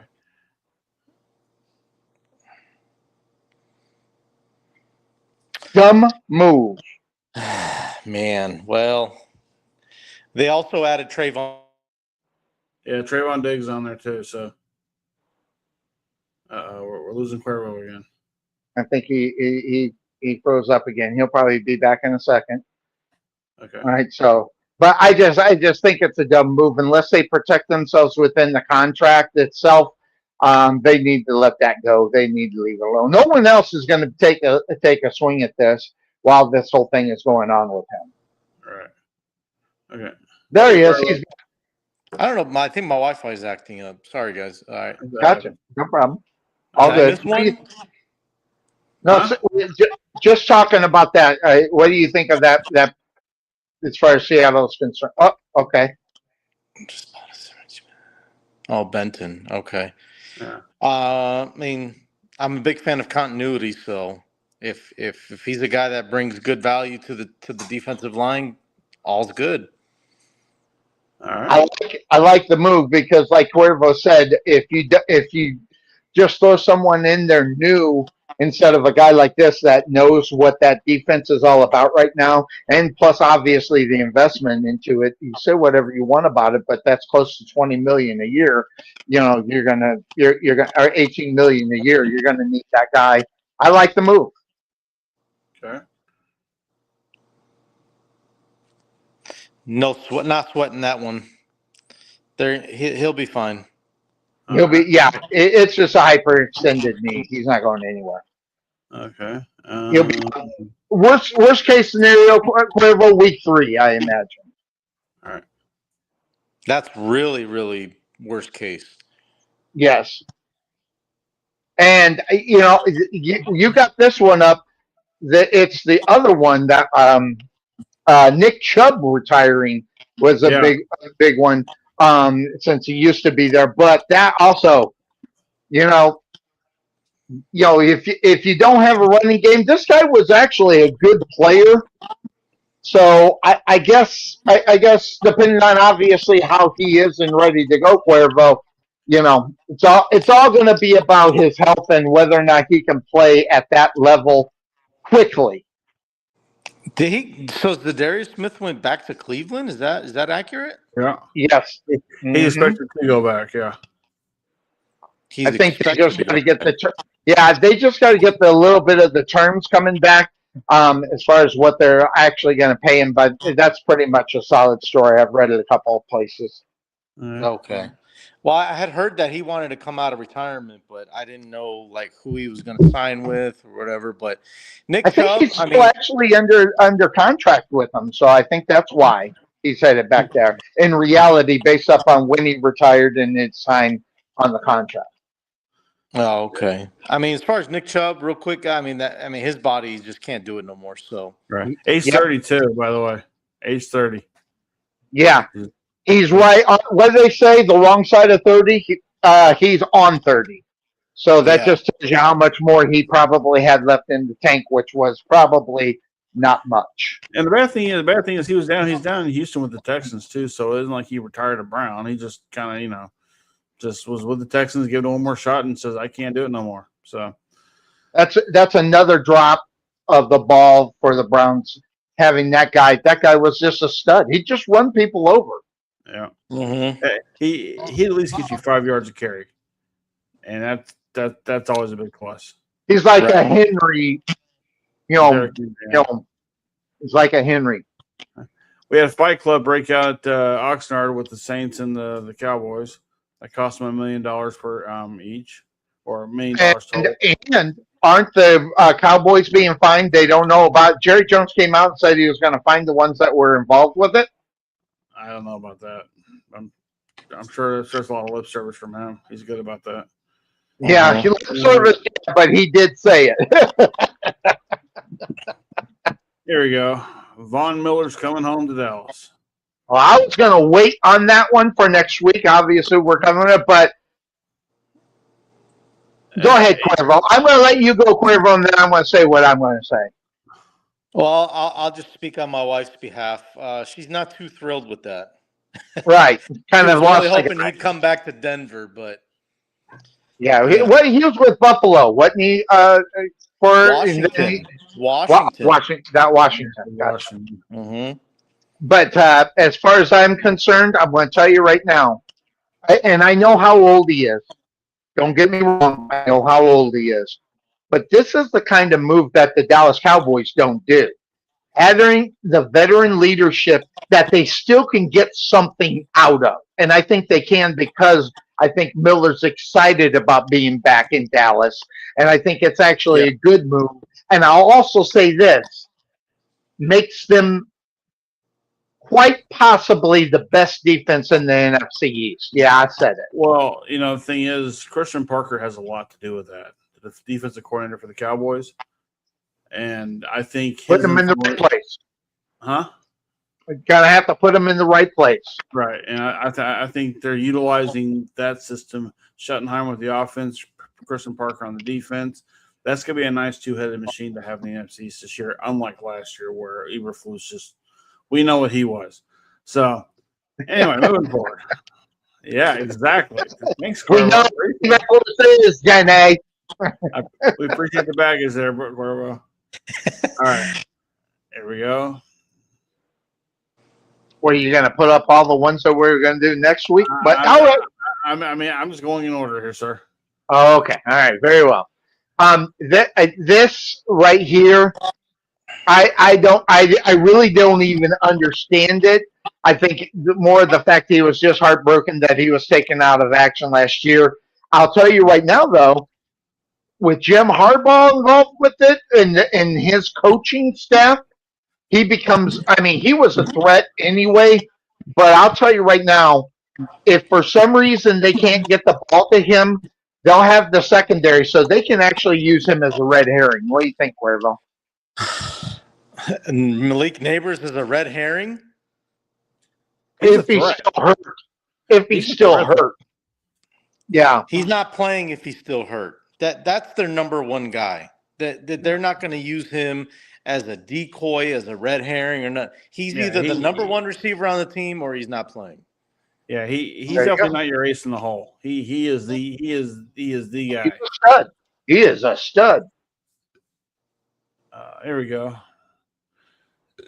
Najee Harris signs with the Giants. Great backup for Scatterboo. Yeah. In reality. They could have used that last year. Right. Exactly. Good point. I like the move. I think it's a good one, and they'll put it together with them. Yeah, depth. It's a depth pick. Mm-hmm. There we go.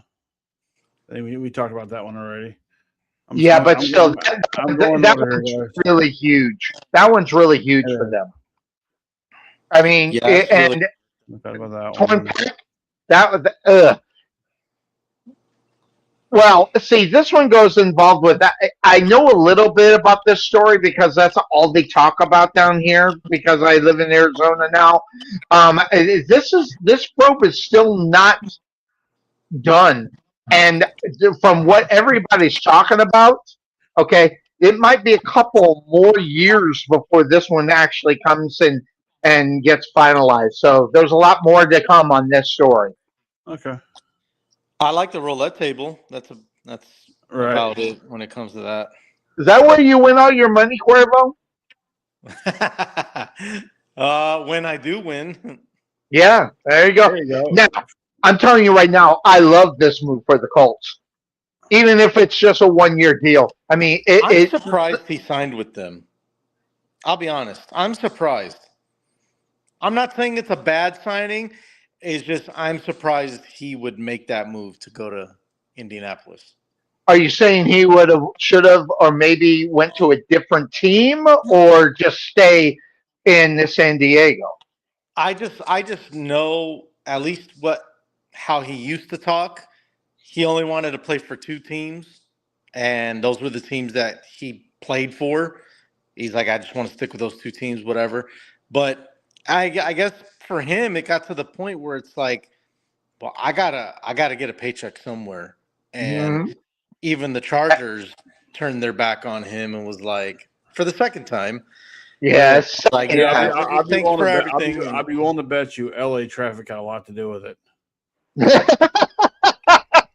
Well, nobody. All right. Trust me, dude, my wife and I hate going to LA unless we absolutely have to. Exactly. So right, Cuervo?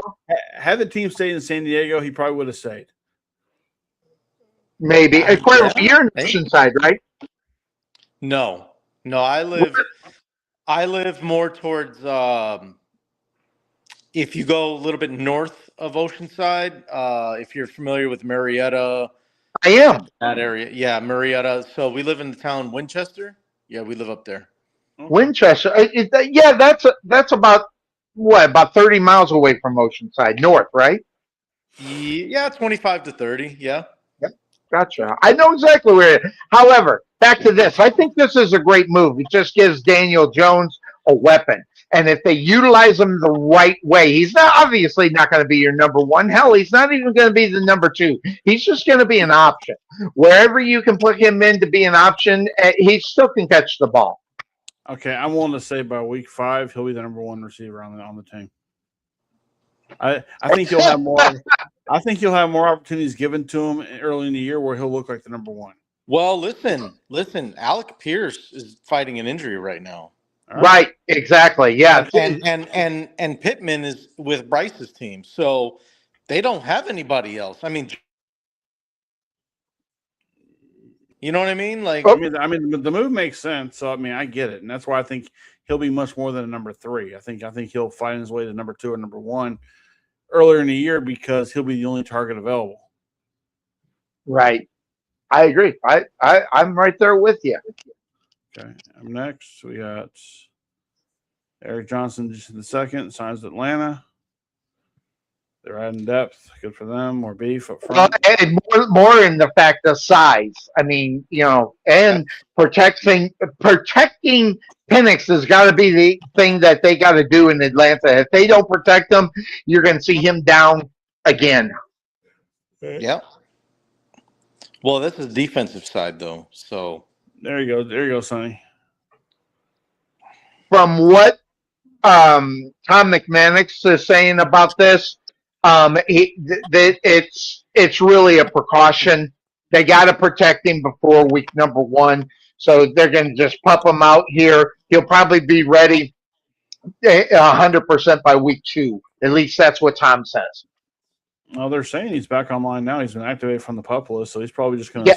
He probably won't play in the preseason, but yeah. No, it's not exactly. They're going to protect him, and they're going to see what he thinks that they're going to see what happens in week 1 without him in the lineup. Right. And if they can get over the hump, maybe he can be out and be 100%. More so to watch him, make sure he's 100%. Never mind, $51 million. You got to protect him. All right.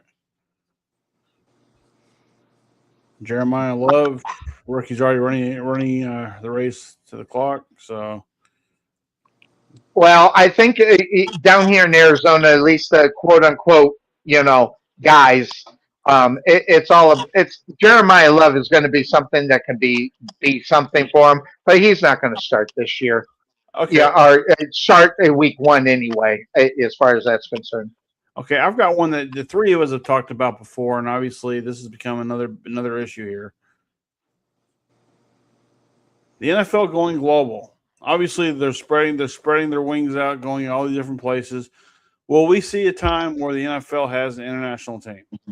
Are we getting closer and closer to that? I don't think so. What do you think, Cuervo? Yeah, I don't know. I mean, they've been doing this thing for quite a while now. How long has it been, Sonny? Probably about 10 or 15 years since. Oh, at least 15 years because the Jaguars been doing. Yeah, Jaguars been loving life as far as that's concerned. The only problem with adding teams, okay, it takes away from the actual even of the league. 32 teams equals 4 teams in each division. Adding one makes it almost unfair within the division. I would think they'd have to at least include 4. Well, no, wouldn't they just take do 8 a current team and move it over? Or, I mean, how would they do this? I mean, what 4 to 8 teams do you see going over there? Because there has to be 4 from the NFC, 4 from the AFC, right? Well, Jacksonville's building a new stadium, so that's probably two more years. They could probably run them over there, but they're actually going to be playing in Orlando, if I'm not mistaken. Okay, well, hey, we talked about this earlier. I know they're a legacy team. I get this, and I know you would never think about this, but what about the Miami Dolphins? They've not been relevant since 1984. They have a shit stadium. So they're just so much a mess, man. I'll tell you. I know. So why not send the mess overseas to London? They might be the worst team in the NFL outside of the Arizona Cardinals. Another team I can see leaving. That's too. tough. I think the setback, or not the setback, but I think the pushback on it is logistically it's going to cost teams a lot more to fly over there, play, fly back. You know what I mean? And an organization that makes over trillions of dollars and everything, over ad revenue, over broadcasting rights, over you name it, the NFL has found a way to just, they make money by us just talking about it. Listen, but it's to Podfather, it's not about if they can afford it, are they willing to spend it? That's the problem. Exactly. And the pick and choose what you're going to do and what you got to do. And then at that point, you got to decide how it's going to bottom line a franchise by doing it. If they make that decision, what are the pros and cons? And one of the pros better be they better make some money. If they're not going to make any money, I don't think we're going to see that. So, and now it'll just all depend upon what Roger Goodell will do. Now, I'll tell you what I think they ought to do. You like Podfather said, if we just keep everybody and take one of those teams from each division each year, then do it and have it there. But they won't do that because the revenue that most of the teams are making are local, and that I don't think they'll see as much money overseas. Listen, I hate to say this, but both conferences can do an NFC and AFC International Division. Okay, they can include 4 teams and go 1 team in London, 1 team in Mexico, 2 teams in Canada. They can start there, and then just kind of work from there. And I wonder what the logistics look like. Do you think you know? I mean, honestly, okay. Every player has to get a passport. They have to do that anyway because the possibility that their team's going to be going overseas anyway. So that's already covered. By the way, the ownership can take care of that. General managers take care of that. Should. Player costs to go over there. Listen, they hop on the private jet from the team. They hop in. They go anywhere. So that's not that big of an issue. I think the issue is do those other, especially if we go to 18 games. If we go to 18 games, well, what's coming. Because I mean, a lot of players are fighting against it. But if they want to go overseas and they want to keep that thing going, everybody's gonna have to go over there to play 1 game, 1 or 2 games. And if it's but that's where I would almost want to think that maybe you just stay Mexico and Canada and stay with the North America boundaries, and then just kind of work your way, see how that works first. And then if that has a market that can grow further out towards overseas, then worry about that. But I don't know, man. I know what the NFL wants to. They want to have their cake and eat it too. Clearly, everybody does. But the idea of you coming out of college, being drafted, now you got to go play in England, that doesn't sound right. Yeah, none of it sounds right. I would not be a fan of that. But then again, like in the NBA, how many players get drafted by Toronto and say, "Well, I'll be a Raptor now"? Or how many teams in baseball get drafted by the Blue Jays and go, "I'll be a Blue Jay"? Canada's half the teams are in Canada. So that's not as bad though. I know, but I'm saying though is that because those 3 sports have a presence of the sport in their country, the NFL can do that as well. But unless you expand Canada out and have a team in Montreal, a team in Toronto, a team in Edmonton, a team in Calgary, or however you want to do it, have NFC Canada and AFC Canada, whatever works, because you can't say North, you got to say above the border. So, I mean, there is that, but then of course you got the teams in London. Australia's going to have a game. Rio over in Brazil, they're going to have the Cowboys are going to have them and the Ravens this year. So South America is going to want to have a team. Do you think? And if they're willing to pay, I mean, do these teams got to pay a licensing fee to the NFL? Or is that all? Yeah. No. They pay the NFL a lot of money. Right. So if they're willing to pay, trillions, let's say billions, okay? Billions of dollars that say, hey, look, we want Brazil to have its own team. We know we're a very small space. There are places that are a lot bigger than us that can have a team, but we're international. We matter. We can hit your global audience more so than say Oklahoma City. So let's go with that. Goodell will bite on that big time. Well, okay, back. I just don't think the ownership of the NFL, Cuervo, would go for the international. I think they'll just deal with every once in a while going to do it. But I don't think the teams within the NFL would be very much interested in having a team overseas in reality. Not permanently, no. I think they're flirting with the idea, but ultimately, I think the NFL likes the way it is now. You give just enough exposure internationally to where, people start to gain interest.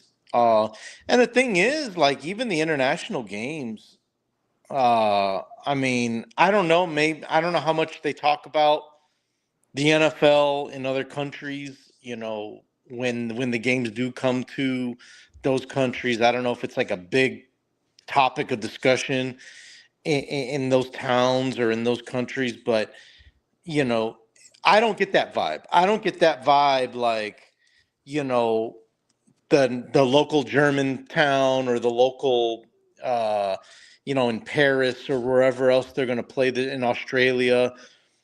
Rio. It's kind of like, yeah, they'll people know about it, but it's not blowing up from a popularity standpoint, and I think that's where it's kind of like we'll keep doing it, but we're not gonna commit to it permanently. Well, I mean, ask yourself this: how good is it to have an NFL team in your city?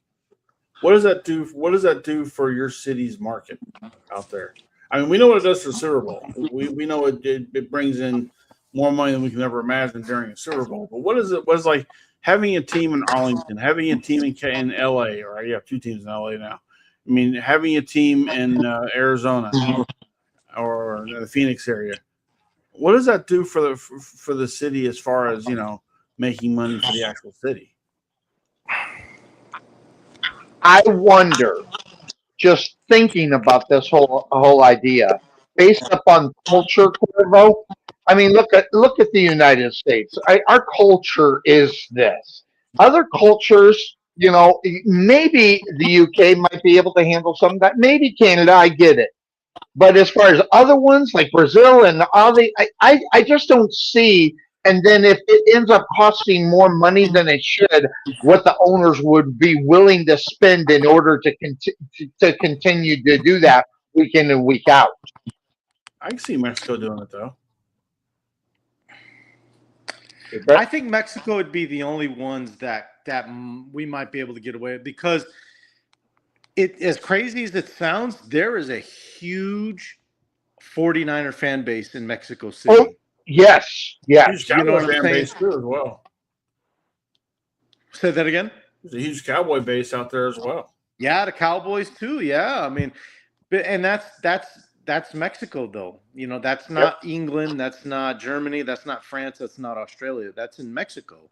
It's similar to the situation in Canada because it's our neighbor, countries. Like, you probably can get away with that, but I just don't think anything like across water. I don't know. Me personally, I just don't know if it would work out. I just think if they make it uneven, I mean, if this was going to end up working, they would need to get 8 teams to do it, because if you get it uneven, then it's unfair. So they got to keep it even, and I just don't see the owners going for it anyway because of the money factor. It would affect it will affect the bottom line if they got to do this a lot. Right. See. I mean, again, Something to think about anyway. But you think about it. I mean, you got the NIL who's hitting college football really hard right now. You got a guy like Arch Manning in Texas right now who's not ready for the NFL by any stretch of the imagination. Can't read defense. He get paid $5 million to do it. He get paid $8 million. He can't read defense. He's getting They're paid paying $8 million. So think about this. Let's say you're Arch Manning right now, right? And you're not ready because you can't read defenses and you still are not where you think you should be. You play this year, you stay one more year, your fifth year, because you can. Get paid $16 million for those 2 years. By the time you get ready for the pros and you go in there and you get a contract that's not even worth $16 million for 1 year. Absolutely. But you made your money, but at least you're now ready. Whereas, now you've taken the ball away from the international teams that could possibly come in because they're hoping to get in some guys who are a lot younger and a lot ready to come in. But a lot of them are staying in college now because they're getting paid better. Absolutely. Never mind thinking about the Manning thing is wear and tear. I mean, in his college career, the guy's going to end up making more than $20 million. Maybe he just says, listen, I can't do this. I got enough money to live the rest of my life. Thank you, college football. But NFL? He might. That's my issue with NIL. He might do one full contract in the NFL and say, I'm done. After 4 years, I don't need this anymore. He'd have to probably play 4 years, maybe even 5, to make the amount of money that he's making in the NIL. In the NFL, underneath that rookie contract. Yeah, and the thing is, the NIL, I don't think NIL contracts have to go through agents, do they? Oh, I don't know how they do it. I'll be honest. Or if they do, they're not getting nearly what the agents get in the NFL. Yeah, I'm not sure how it works. I'll be honest. It's a Pandora's box that never should have been opened in reality. But you know what, though? It's open, so how do we deal with it? I know. I'm just saying. That's all we can do now. I'm just saying. All right. So, yeah?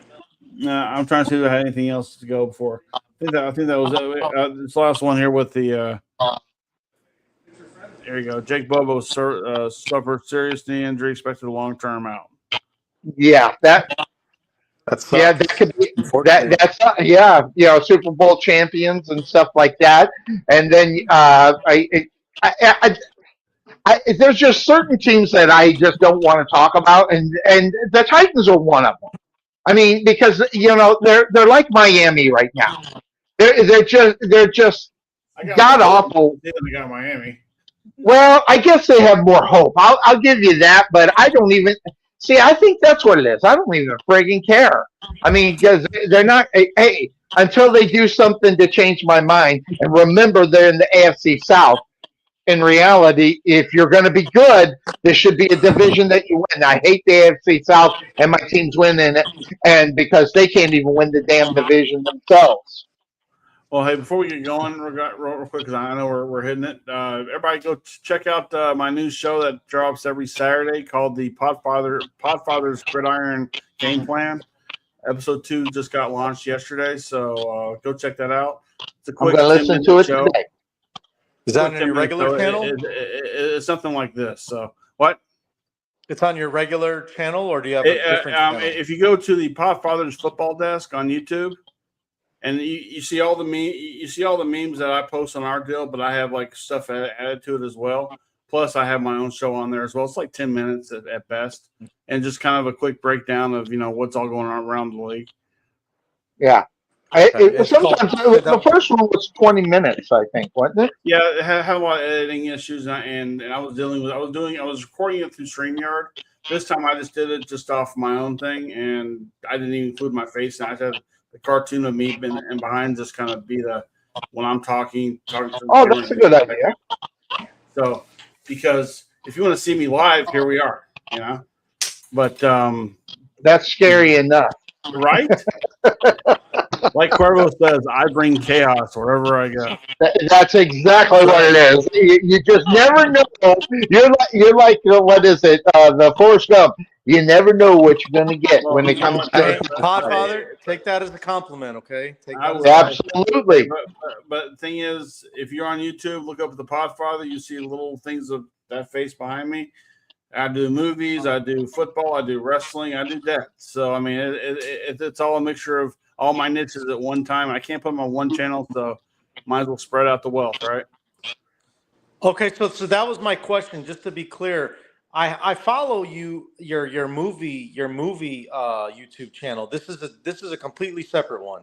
Yeah, well, the original Podfather channel is now the Squared Circle one, the one with the wrestling. The football desk is a separately. I have 53 subscribers on that one right now, and only in the span of less than 3 weeks. Less than 3 weeks. The Podfather football desk. Yeah, I'm gonna go find it right now. yeah, and also I got and then I got the Podfather's movie vault. That does just. I got a review of Jaws on there right now. I got 1941. I'm doing here this weekend, and then Okay. on top of that, I'm doing kind of a chain to where Jaws came out, then who was an actress that came out of that was Lorraine Gary. She did 1941. Who came after that? John Belushi. Then did the Blues Brothers, and so on and so on and so on. So, yeah. and then of course, and for anybody who passed away, celebrity wise, I have my own celebrity deal where it's the Podfather's tribute. So go check that out. And we lost a former Dallas Cowboy not too long ago. That he was long time Cowboy. Yeah, long time Dallas Cowboy. Threw him out there, and along with that one girl. And also the first base player that Queen ever had. He died too. So that got I didn't know that. That got over 1,000 views. So again, just trying different things, having some fun with it. But go check it out, Sonny. I know you got to go. Cuervo, I know you got to go. You got to go. Yeah. Peace out, everybody. But the question is, who we thought they were. I just didn't want to make sure I didn't get the opportunity to play that. Crown their ass. So that's going to do it for us all. Crazy knucklehead of terrible. We didn't get to see Bryce. Playoffs? Don't talk about playoffs. You kidding me? I'm just getting them all out of the way before he does it. I'm going to hit the. Don't forget about Joe. Oh no, Joe already came out. Well, the voice did. That's what he thinks. But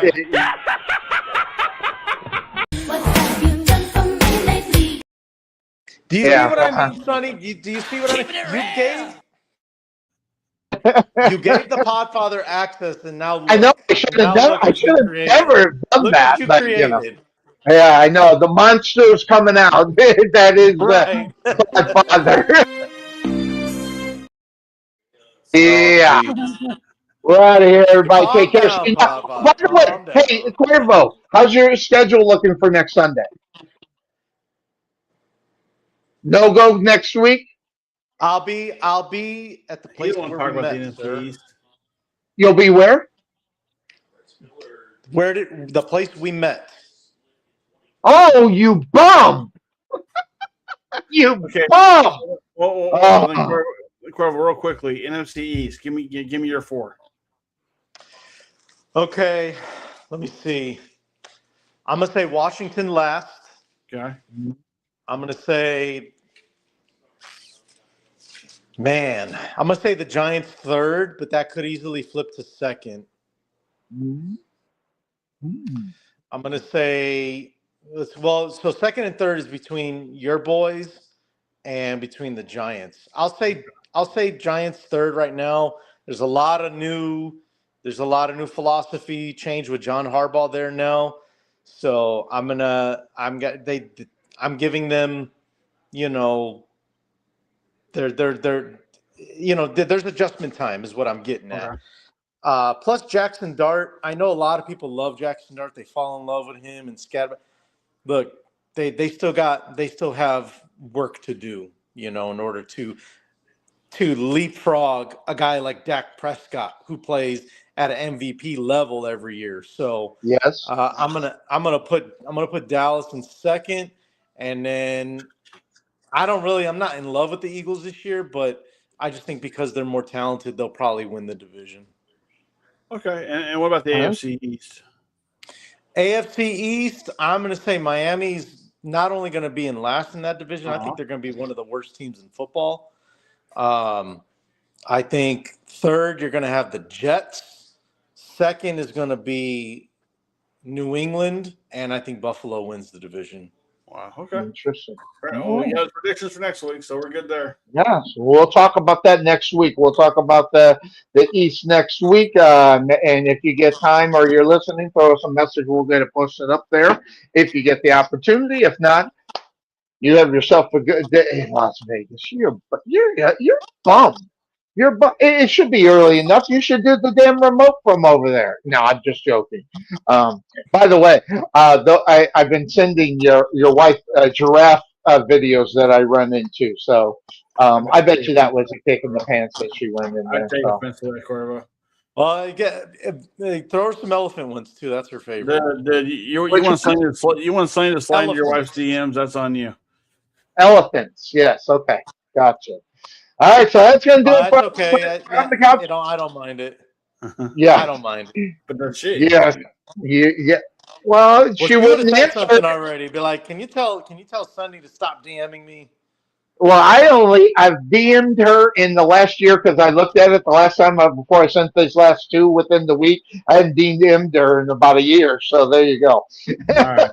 All right, we're out of here, everybody. See you next week. We'll let you know what time it's going to be and what's good for everybody. We're out of here. Bye-bye.